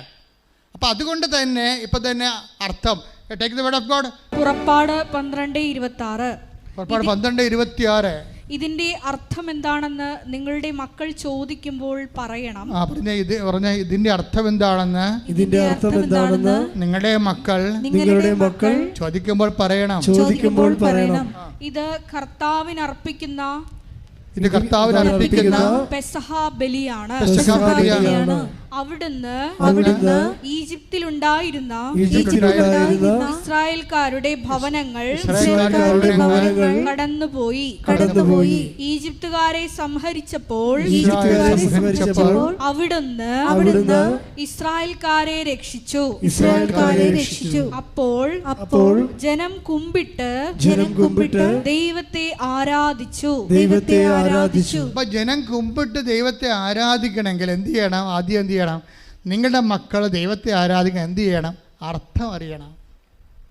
അർത്ഥം ആരാ പറഞ്ഞു കൊടുക്കേണ്ടത്? പള്ളിയിൽ നിന്നല്ല, അപ്പനും അമ്മയാണ് പറഞ്ഞു കൊടുക്കേണ്ടത്. ആദ്യം ചോദ്യം തന്നെ ആരോടാണ്? ഇതിൻ്റെ അപ്പനോടും അമ്മയോടുമാണ്. ഇതിൻ്റെ അർത്ഥം എന്താണെന്ന് ചോദിക്കണം മക്കൾ.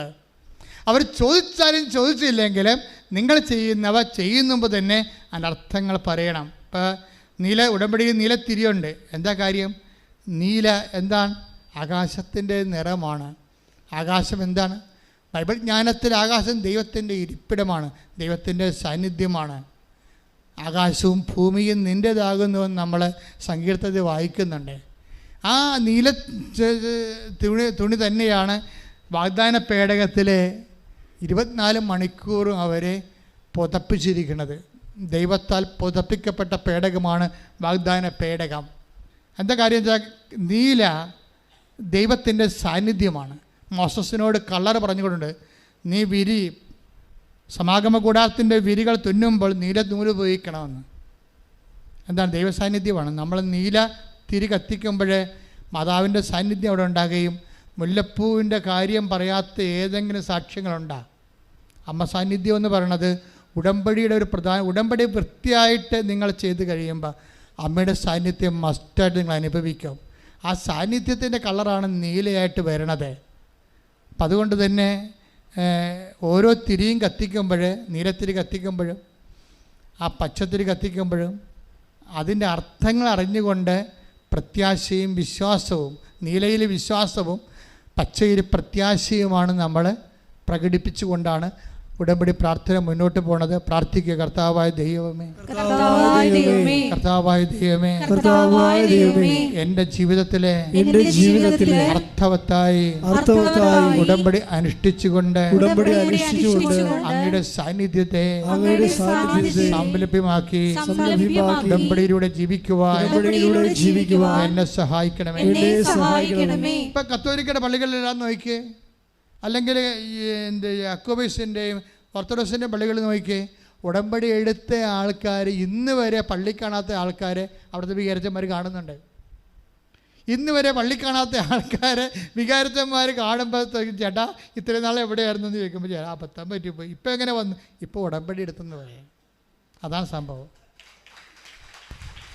എത്രയോ മനുഷ്യരെ നമുക്ക് കാണാൻ പറ്റും. അവരുടെ ബൗദ്ധികമായ ഔന്നത്യം കൊണ്ടും വിദ്യാഭ്യാസത്തിൻ്റെ മേൽക്കോയ്മ കൊണ്ടും പള്ളിയിൽ വന്നാൽ മുട്ടയെ പോലെ നിൽക്കുക, കുർബാന എഴുന്നള്ളിക്കുമ്പോഴും നിൽക്കുക മാത്രം ചെയ്യുന്നവർ നമുക്ക് പള്ളി കണ്ടിട്ടുണ്ട്. പക്ഷേ ഇപ്പോൾ അവരെ എളിമ പഠിച്ചു പോയി. കർത്താവ് ഉയർന്നു വരുമ്പോൾ അവർക്കറിയാം ആരാണ് ഉയർന്നു വരണമെന്ന്. അപ്പോൾ അവർ മുട്ടയെ നിൽക്കും. അവർ തന്നെയാണ് ഓട്ടോറിക്ഷക്കാർക്ക് പത്രം കൊടുക്കുന്നത്, കൃപാസനം പത്രം. അപ്പോൾ ഓട്ടോറിക്ഷക്കാർ ചോദിക്കും, ചേച്ചി ഇത്രയും പഠിച്ചിട്ട് പോലും ഇത്രയും വിഡ്ഢിത്തരം കാണിക്കണേ എന്താണ്? അപ്പോൾ ചേച്ചി തിരിച്ചു പറയും, ഈ വിഡ്ഢിത്തരം നിനക്ക് ഈ അനുഭവം ഉണ്ടാകുമ്പോൾ മാറിക്കൊള്ളൂ എന്ന് പറയും. ആരാണ്? നീ എന്നെ ക്വസ്റ്റ്യൻ ചെയ്യുന്ന വിഡ്ഢിത്തരമില്ലേ, അത് എൻ്റെ അനുഭവം, ദൈവത്തിൻ്റെ അനുഭവം നിനക്കുണ്ടാകുമ്പോൾ അത് മാറും. അപ്പോൾ അത് വീണ്ടും അവരത് കൊടുത്തുകൊണ്ടേയിരിക്കും. എന്താ കാര്യം? പ്രേക്ഷിത പ്രവർത്തനത്തിൻ്റെ ശക്തിയാണ്. അതിൻ്റെ അത്രയും ശക്തി വേറെ എന്തിനുണ്ടെന്നും എനിക്കറിയാൻ പാടില്ല. എനിക്കത് രോഗികളെ ശുശ്രൂഷിക്കുന്നതിനേക്കാൾ 2 പോയിൻ്റ് കൂടുതലാണ് കർത്താവിനെ അറിയാത്തവരെ അറിയിക്കണത്. അപ്പോൾ നിങ്ങൾ ചോദിക്കും, അച്ഛൻ എന്താ അങ്ങനെ പറയണത്? അങ്ങനെ പറയാൻ കാരണം, ക്രിസ്തുവിനെ അറിയാതെ നമ്മുടെ രോഗികൾ അവൻ്റെ വചനം കേൾക്കുക. ഇപ്പം ഞാൻ രോഗിയായിരുന്നു, നിങ്ങളെന്നെ സന്ദർശിക്കുമെന്ന് പറയണത് ആരാണ്? ക്രിസ്തുവാണ്. ആ ക്രിസ്തുവിനെ അറിയിക്കണത് ആരാണ്? പരിശുദ്ധ പ്രവർത്തനങ്ങളിലൂടെയാണ്. അറിഞ്ഞു കഴിയുമ്പോഴാണ് അവൻ പറഞ്ഞ വാക്കുകൾ പാലിക്കുന്നത് നമ്മളെ. അതുകൊണ്ട് എപ്പോഴും രോഗികളെ ശുശ്രൂഷിക്കുന്നതിനേക്കാൾ 2 പോയിൻ്റ് കൂടുതലായിരിക്കും പത്രത്തിൻ്റെ പരിശുദ്ധ പ്രവർത്തനം ചെയ്യുന്നത്. കാര്യം എന്താ? നമ്മൾ തന്നെ കഷ്ടപ്പെട്ട് ഇപ്പോൾ 5 മണിക്കും 4 മണിക്കും ഇവിടെ ആൾക്കാർ വെളുപ്പിന് ക്യൂ നിൽക്കുന്നുണ്ടാകും പത്രത്തിന്. അവർ വിശ്വാസ പ്രമാണം ചൊല്ലിക്കൊണ്ടാണ് നിൽക്കണത്. അവരത് ചെയ്തിട്ടും കൊടുക്കണത് വരെ ഈ വിശ്വാസ പ്രമാണത്തിന് അവർ ചുണ്ടനങ്ങാതെ അവർ വിശ്വാസ പ്രമാണം തെറ്റിക്കാതെ പ്രാർത്ഥിച്ചുകൊണ്ട് കർത്താവിനെ കൈമാറുന്നുള്ള ബോധ്യം അവർക്കുണ്ട്. പ്രാർത്ഥിക്കുക. കർത്താവായ ദൈവമേ,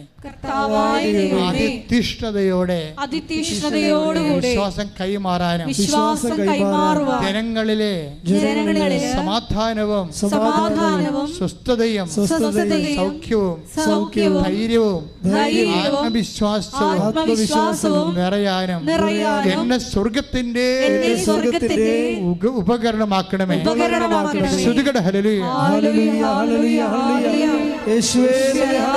ശുദ്ധ പരമ ദിവ്യകാരുണ്യത്തിന്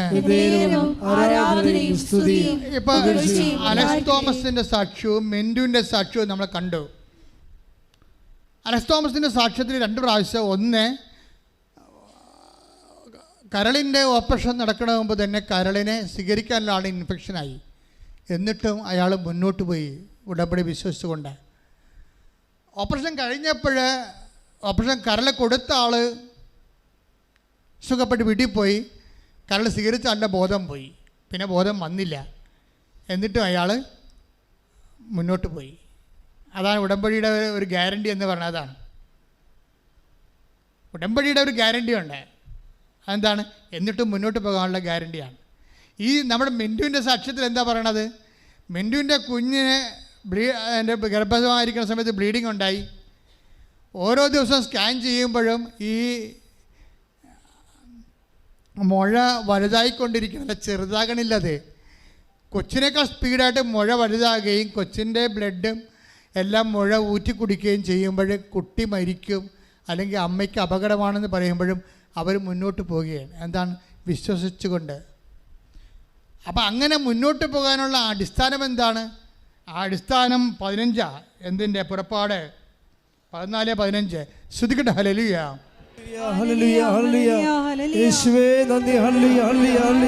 പുറപ്പാട് 14:15. കർത്താവ് മോശയോട് പറഞ്ഞു, നീ എന്തിന് എന്നെ വിളിച്ച് കരയുന്നു? മുൻപോട്ട് പോകാൻ ഇസ്രായേൽക്കാരോട് പറയുക. അതായത് ദൈവം എപ്പോഴും പറയുന്നത്, വൺസ് നിങ്ങൾ ഉടമ്പടി എടുത്താൽ നിങ്ങൾ മുന്നോട്ട് തന്നെ പോകണം. ഇടയ്ക്ക് നിങ്ങൾ പറയും നമുക്ക് സ്പോൺസറായിട്ടുള്ള അറബി മരിച്ചു, അല്ലെങ്കിൽ ആ കോളേജ് പൂട്ടി എന്നൊക്കെ പറയും. ഞാൻ അത് യുക്രൈൻ യുദ്ധം ആദ്യം ഉണ്ടായ സമയത്ത് നമ്മുടെ കുഞ്ഞുങ്ങളുടെ മെഡിക്കൽ കോളേജിൽ ബോംബിട്ടായിരുന്നു. റഷ്യക്കാർ ബോംബിട്ടായിരുന്നു യുക്രൈനിലെ മെഡിക്കൽ കോളേജിൽ. അവരെല്ലാം രാത്രി അവിടെ നിന്ന് ഓടി, സർട്ടിഫിക്കറ്റ് പോലും ഇല്ലാതെ നാട്ടിലെത്തി. അതിലൊരു പെങ്കൊച്ച് എൻ്റെ അടുത്ത് വന്നിട്ട് പറയും, ഇനി എന്ത് ചെയ്യും, സർട്ടിഫിക്കറ്റ് അവിടെയാണ്, അത് ബോംബിട്ട് ആ ഹോസ്റ്റലിൽ ബോംബിട്ടിരിക്കുകയാണ്, കിട്ടാനുള്ള മാർഗ്ഗമൊന്നുമില്ല, എന്ത് ചെയ്യുമെന്ന് ചോദിച്ചു. അപ്പോൾ എന്താ ഞാൻ പറഞ്ഞു, നമ്മൾ പഠിക്കാൻ തീരുമാനിച്ചിരിക്കുന്നു, ബാക്കിയുള്ളത് ചെയ്യേണ്ടത് ആരാണ്? നമ്മളാണോ? അല്ല. ആരാണ്? കർത്താവാണ്. അപ്പം കർത്താവ് ചെയ്യുമ്പോൾ എന്നിട്ട് എന്ത് ചെയ്ത് കർത്താവ്? മൈക്കിളെന്നും പറഞ്ഞ് വേറെ ഒരാളെ, വേറെ ഒരു ഏജൻസിനെ കൊണ്ടുവന്ന് മുട്ടിച്ച് കൊടുത്ത് ഉടമ്പടി എടുത്തപ്പോൾ അയാൾ ഇവരെ ലാൻഡ് ചെയ്യിച്ച് അവിടെ കൊണ്ടുപോയി വേറൊരു കോളേജിൽ. ആ കോളേജിൽ പ്രിൻസിപ്പളുമായിട്ട് സംസാരിച്ചു. ഇപ്പോൾ പറഞ്ഞ്, നിങ്ങളുടെ സർട്ടിഫിക്കറ്റ് കൊണ്ടുവന്നാൽ നിങ്ങൾ അവിടെ പഠിച്ച 2 കൊല്ലം ഞാനിവിടെ ഇളച്ചു തരാം, 3-4 കൊല്ലമായിട്ട് ഇവിടെ നിങ്ങളെ പഠിച്ച. എന്തൊരു ഭാഗ്യമാണ്. അതായത് ശത്രുക്കൾ നമ്മുടെ പഠന ഇൻസ്റ്റിറ്റ്യൂഷൻ ബോംബിട്ട് കളഞ്ഞാലും വിദ്യാഭ്യാസം ബോംബിട്ട് കളഞ്ഞിട്ടില്ല, കർത്താവ് സംരക്ഷിക്കണത്. എന്നിട്ട് അവസാനം രാത്രി ആ രാജ്യത്ത് പോയി ട്രെയിനിൽ പോയി ആ ഹോസ്റ്റൽ തുറന്ന്, ആ ഹോസ്റ്റൽ ഉടമയെ കണ്ട് ഹോസ്റ്റൽ തുറന്ന് സർട്ടിഫിക്കറ്റ് കൊണ്ടുവന്നിട്ട് ഈ കോളേജിൽ കൊടുക്കും. അപ്പോൾ ഒന്നും അവസാനിച്ചിട്ടില്ല. നിങ്ങളെന്ത് എന്നെ വിളിച്ച് അപേക്ഷിക്കുന്നു? ഉടമ്പടിയുടെ ചൈതന്യത്തിൽ മുന്നോട്ട് പോകാനാണ് പറയുന്നത്, വെറുതെ മുന്നോട്ട് പോകാനല്ല, കണ്ണും പൂട്ടിക്കെട്ടി മുന്നോട്ട് പോകാനല്ല പറയണത്. ഉടമ്പടിയുടെ ചൈതന്യത്തിലെ ഉടമ്പടിയുടെ പ്രേക്ഷിത പ്രവർത്തനം ചെയ്തുകൊണ്ട്, ഉടമ്പടിയുടെ ആതുര സേവനങ്ങൾ ചെയ്തുകൊണ്ട്, ഉടമ്പടിയുടെ വിശ്വാസങ്ങൾ പ്രഖ്യാപിച്ചുകൊണ്ട്, ഉടമ്പടി അർത്ഥം നിങ്ങളുടെ കുഞ്ഞുങ്ങൾക്കും കൂട്ടുകാർക്കും പറഞ്ഞു കൊടുത്തുകൊണ്ട്, ഉടമ്പടി പ്രഖ്യാപിച്ചുകൊണ്ട് ദൈവത്തിൻ്റെ ഉടമ്പടി സാക്ഷിയായി മുന്നോട്ട് പോകാൻ നിങ്ങൾ അനുഗ്രഹിക്കാൻ വേണ്ടി സ്തുതിക്കട്ടെ. ഹല്ലേലൂയ, ഹല്ലേലൂയ. പരിശുദ്ധ പരമ ദിവ്യകാരുണ്യത്തിന് ഇപ്പോൾ കേൾക്കുന്ന സാക്ഷ്യങ്ങളുടെ ഒരു പ്രത്യേകത, ഈ സാക്ഷ്യം പറയാൻ വരുന്ന ആൾക്കാർ, ഇപ്പോൾ അലക്സ് തോമസിൻ്റെ സാക്ഷ്യം തന്നെ തുടങ്ങണത് എന്താണ്? അയാൾ ജനങ്ങളെ മുഴുവനും സുവിശേഷത്തിൽ സ്നാനം ചെയ്യിച്ചുകൊണ്ടാണ് അയാൾ സാക്ഷ്യം തുടങ്ങണത്. എന്താ അദ്ദേഹം പറയണത്? ഉടമ്പടിയുടെ ജീവിതത്തിലൂടെയാണ് ഞാൻ ഉടമ്പടി ജീവിതമാണ് ജീവിക്കണത്. ഈ ഉടമ്പടി ജീവിതത്തിലൂടെ കടന്നു പോകുമ്പോൾ എനിക്ക് പറയാനുള്ളത്, ഞാൻ ഉടമ്പടിയെ ജീവിതമാണ് ജീവിക്കണത് എന്നാണ് പറയണത്. എന്ന് പറയും, എനിക്ക് ആദ്യം പറയാനുള്ളത്, ഉടമ്പടി എന്ന് പറയണത് ശരിക്കും പറഞ്ഞാൽ വിശ്വാസത്തിൽ നമ്മളെ വളർത്തുന്ന ദൈവിക പദ്ധതിയാണ്. എന്തിനാണ്? നമ്മളെ സൃഷ്ടിച്ച ദൈവം നമ്മൾ മുൻകൂട്ടി ചെയ്യാനുള്ള സൽപ്രവൃത്തികളെ ചെയ്യാൻ വേണ്ടിയാണ് സൃഷ്ടിച്ചെങ്കിൽ ആ സൽപ്രവൃത്തികൾ ചെയ്യാനുള്ള നമ്മളെക്കുറിച്ചുള്ള സൃഷ്ടി ലക്ഷ്യങ്ങളെ കുറച്ചുകൂടി ത്വരിതപ്പെടുത്താൻ വേണ്ടിയാണ് ദൈവം നമുക്ക് ഉടമ്പടി നൽകിയത്. മാതാവിന് ഈ ലേമൻ എന്ന് പറയുന്ന സാധാരണ വിശ്വാസി എന്തൊരു ഗുരുതരമായ രീതിയിലാണ് ഇപ്പോഴ് സാക്ഷ്യം വഹിക്കുന്നത്. അയാളെ കോട്ട് ചെയ്ത വചനം എഫെസ്യസ് 2:10 കോട്ട് ചെയ്തിട്ടുണ്ട്. We are God's master plan.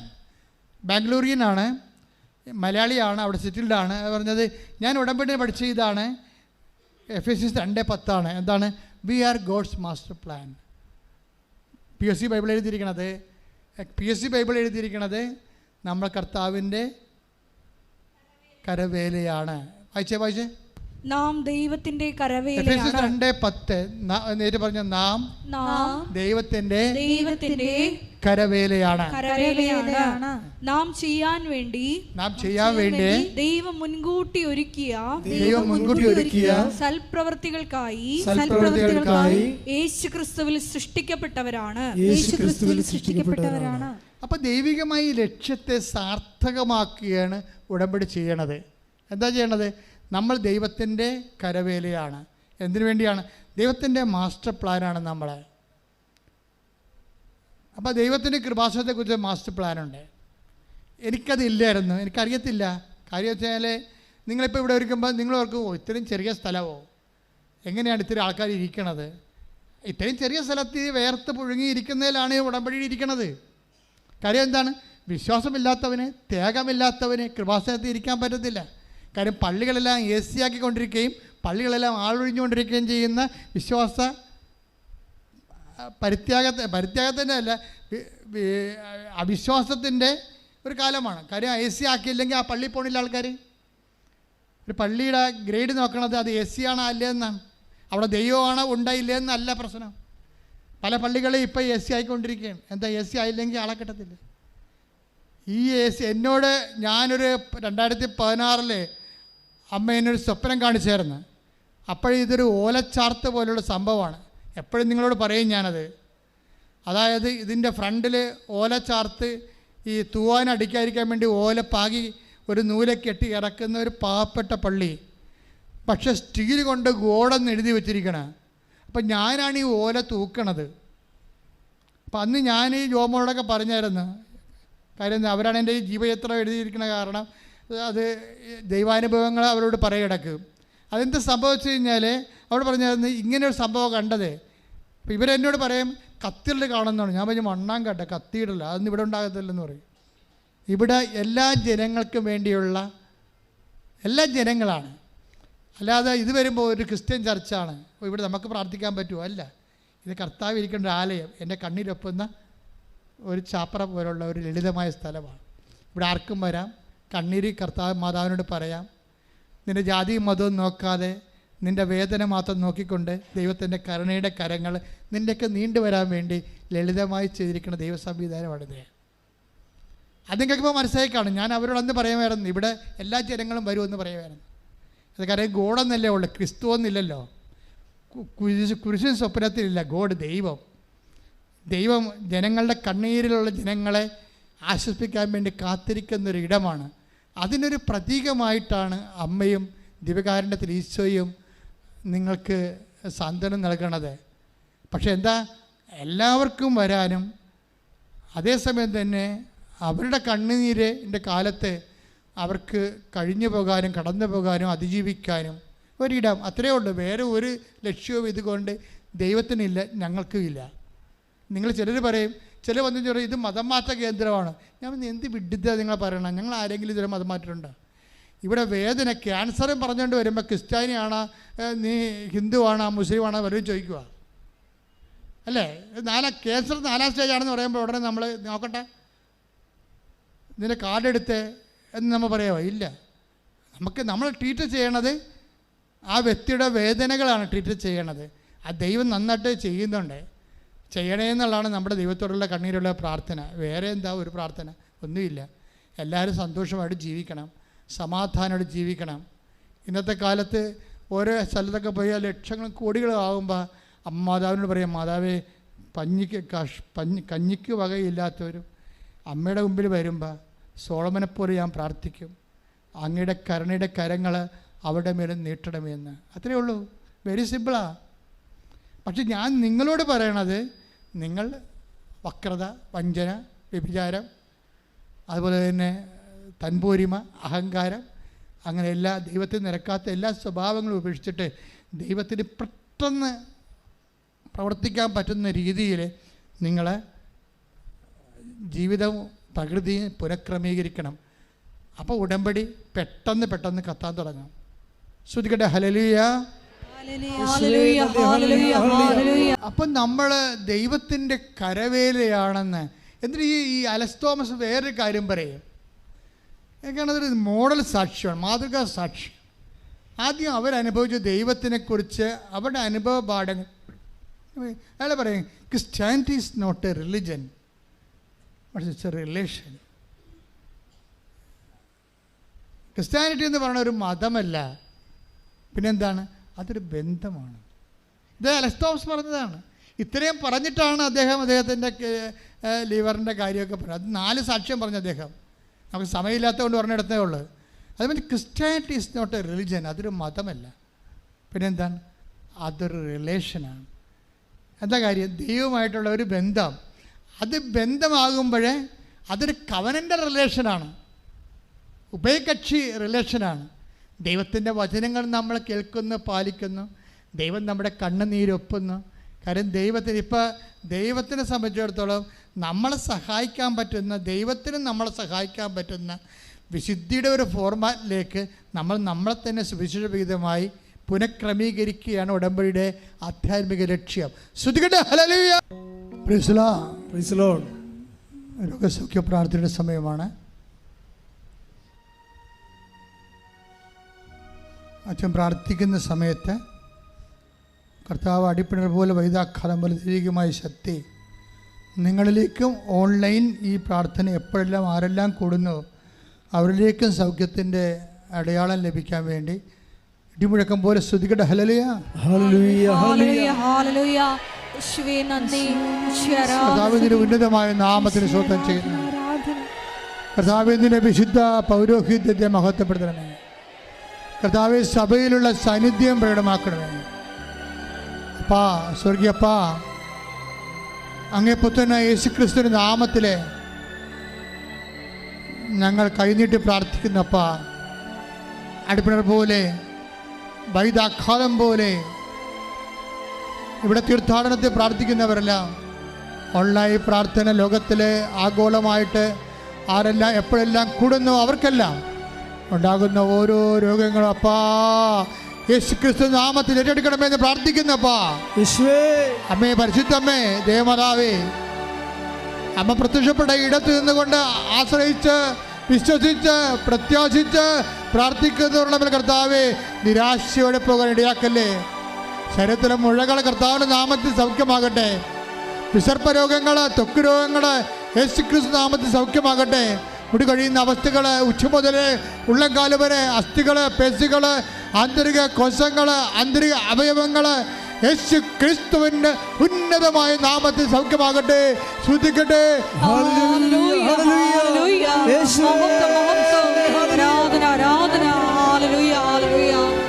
എല്ലാവരും സുഖപ്പെട്ടുകൊണ്ട്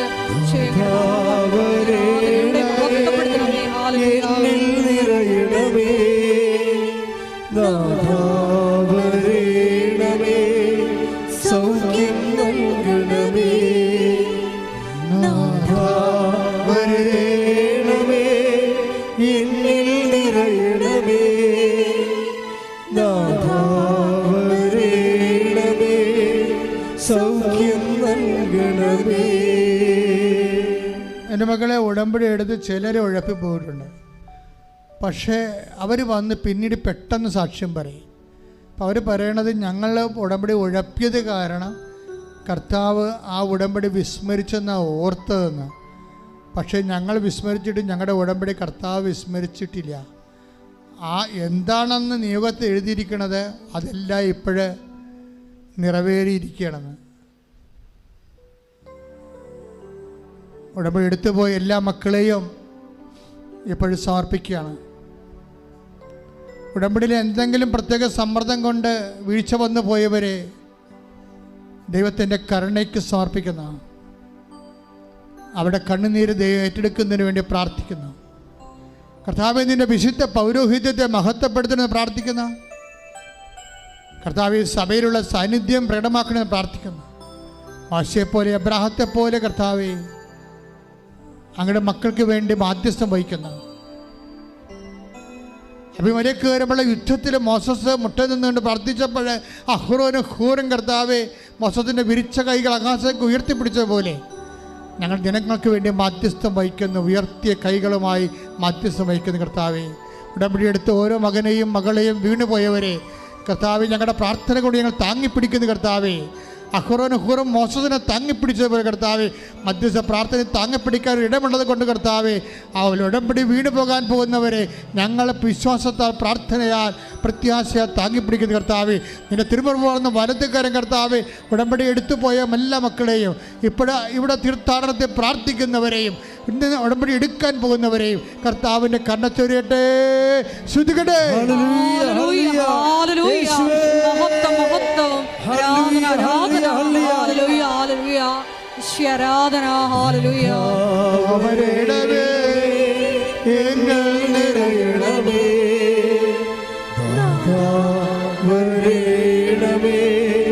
സൗഖ്യം നൽകണമേ. വരേണമേ, എന്നിൽ നിറയണമേ.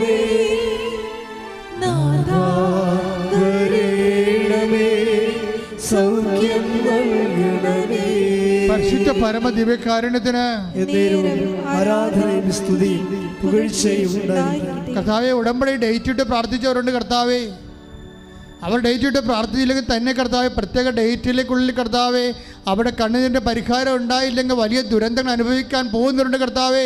അവരെല്ലാം കർത്താവെ ഇപ്പോൾ അൾത്താറെ പരിശുദ്ധ അമ്മയുടെ മാധ്യസ്ഥ സകല വിശുദ്ധന്മാരും മാലാഖമാൻ രക്തസാക്ഷിയുടെ മാധ്യസ്ഥത്തിൽ അവരുടെ ഉടമ്പടിയെ ഇപ്പോൾ ഉയർത്തിപ്പിടിക്കുന്ന കർത്താവെ, ദൈവത്തിൻ്റെ കരുണ പെരുമഴ പോലെ ചൊരിയട്ടെ, ശ്രദ്ധിക്കട്ടെ.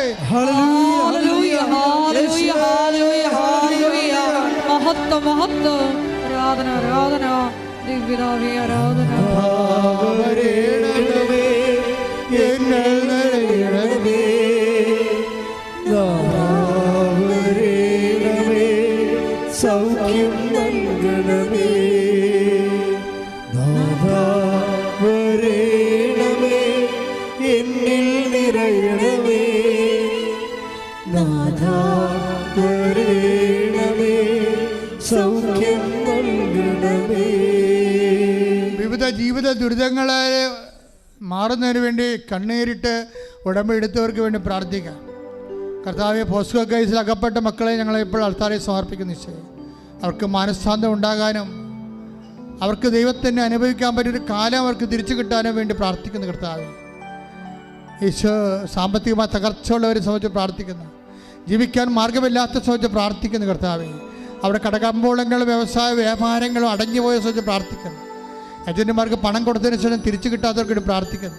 വിദേശങ്ങളിലേക്ക് പോകാൻ ആഗ്രഹിക്കുന്നവർക്ക് വേണ്ടി പ്രാർത്ഥിക്കുന്ന, അതിനുള്ള യോഗ്യത പരീക്ഷയിൽ ഇരിക്കുന്നവർക്ക് വേണ്ടി പ്രാർത്ഥിക്കുന്ന, പരീക്ഷ കർത്താവ് റിസൾട്ട് മോശമായിക്കൊണ്ടതുകൊണ്ട് ജീവിതം ദുരിതിച്ച് നിൽക്കുന്നവരെ, വിറങ്ങലിച്ച് ജീവിതത്തിൻ്റെ മുമ്പിൽ ഭയപ്പെട്ട് നിൽക്കുന്നവരെ കർത്താവിൻ്റെ കരുണ ചൊരിയട്ടെ. യേശു ക്രിസ്തുവിൻ്റെ നാമത്തിൽ അവർ വീണ്ടെടുക്കപ്പെടട്ടെ. ശ്രദ്ധിക്കട്ടെ.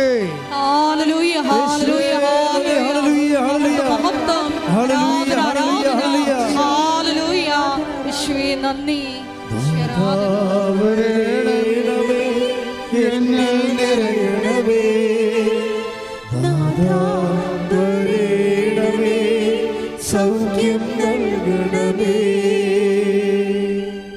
സമാധാനമില്ലാത്ത കുടുംബങ്ങൾ, ഡൈവേഴ്സിലായിപ്പോയിട്ടുള്ള ഭർത്താവും ഭാര്യയും, വിവാഹബന്ധം തകർന്നുകൊണ്ടിരിക്കുന്ന കുടുംബങ്ങൾ, തെറ്റായ പ്രണയത്തിൽ അകപ്പെട്ടിട്ട് തലയൂരാൻ പറ്റാതെ വിഷമിക്കുന്നവർ, കുടുംബമായിട്ട് യാതൊരു ബന്ധമില്ലാത്തവർ, കുടുംബത്തെ കാണാക്കാത്തവർ, പുറപ്പെട്ടു പോയവർ, കാണാതെ പോയവർ, കാണാതെ പോയ പണം, കാണാതെ പോയ മനുഷ്യർ, ആ മേഖലയിലെല്ലാം ദൈവത്തിൻ്റെ കരുണ പരിശുദ്ധ അമ്മയുടെ മാധ്യസ്ഥത്തിൽ എത്രയും വേഗം സാക്ഷികളാകാൻ വേണ്ടി ഇടിമുഴക്കം പോലെ ശ്രദ്ധിക്കട്ടെ.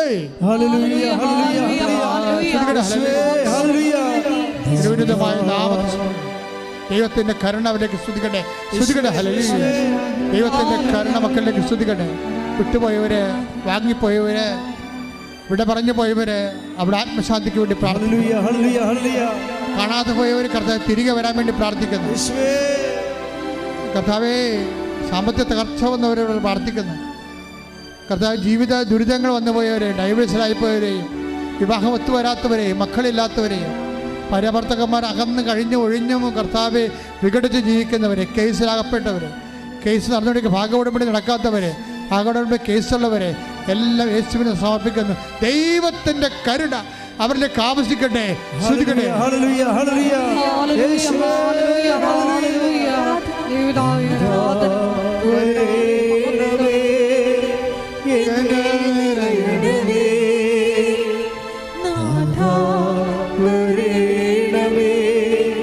സൗഖ്യം നൽകണമേ. എല്ലാവരും മുട്ട നിൽക്കുക. മൗനമായി പ്രാർത്ഥിക്കേണ്ട സമയമാണ്. വ്യക്തിപരമായ ആവശ്യങ്ങൾക്ക് വേണ്ടി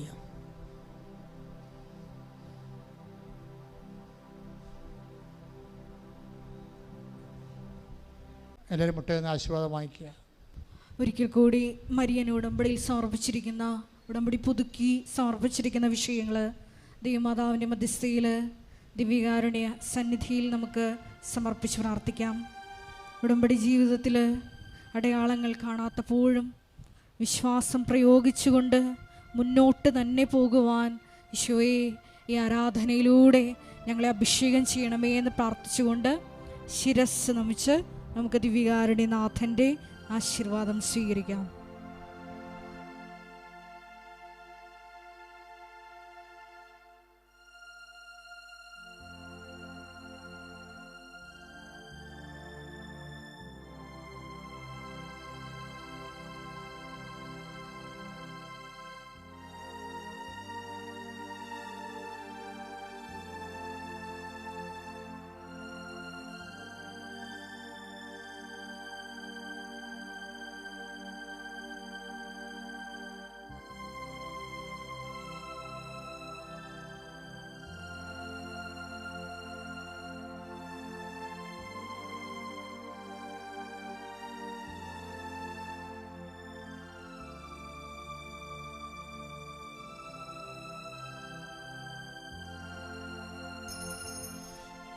പരിശുദ്ധ പരമമാ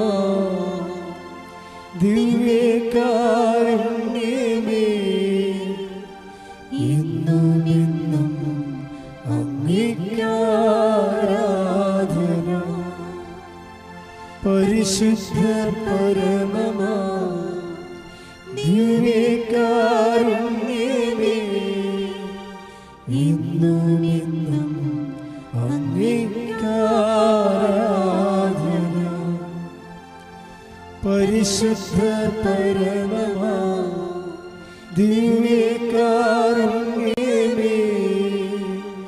എന്നുമെന്നും അങ്ങേക്കാരാധന.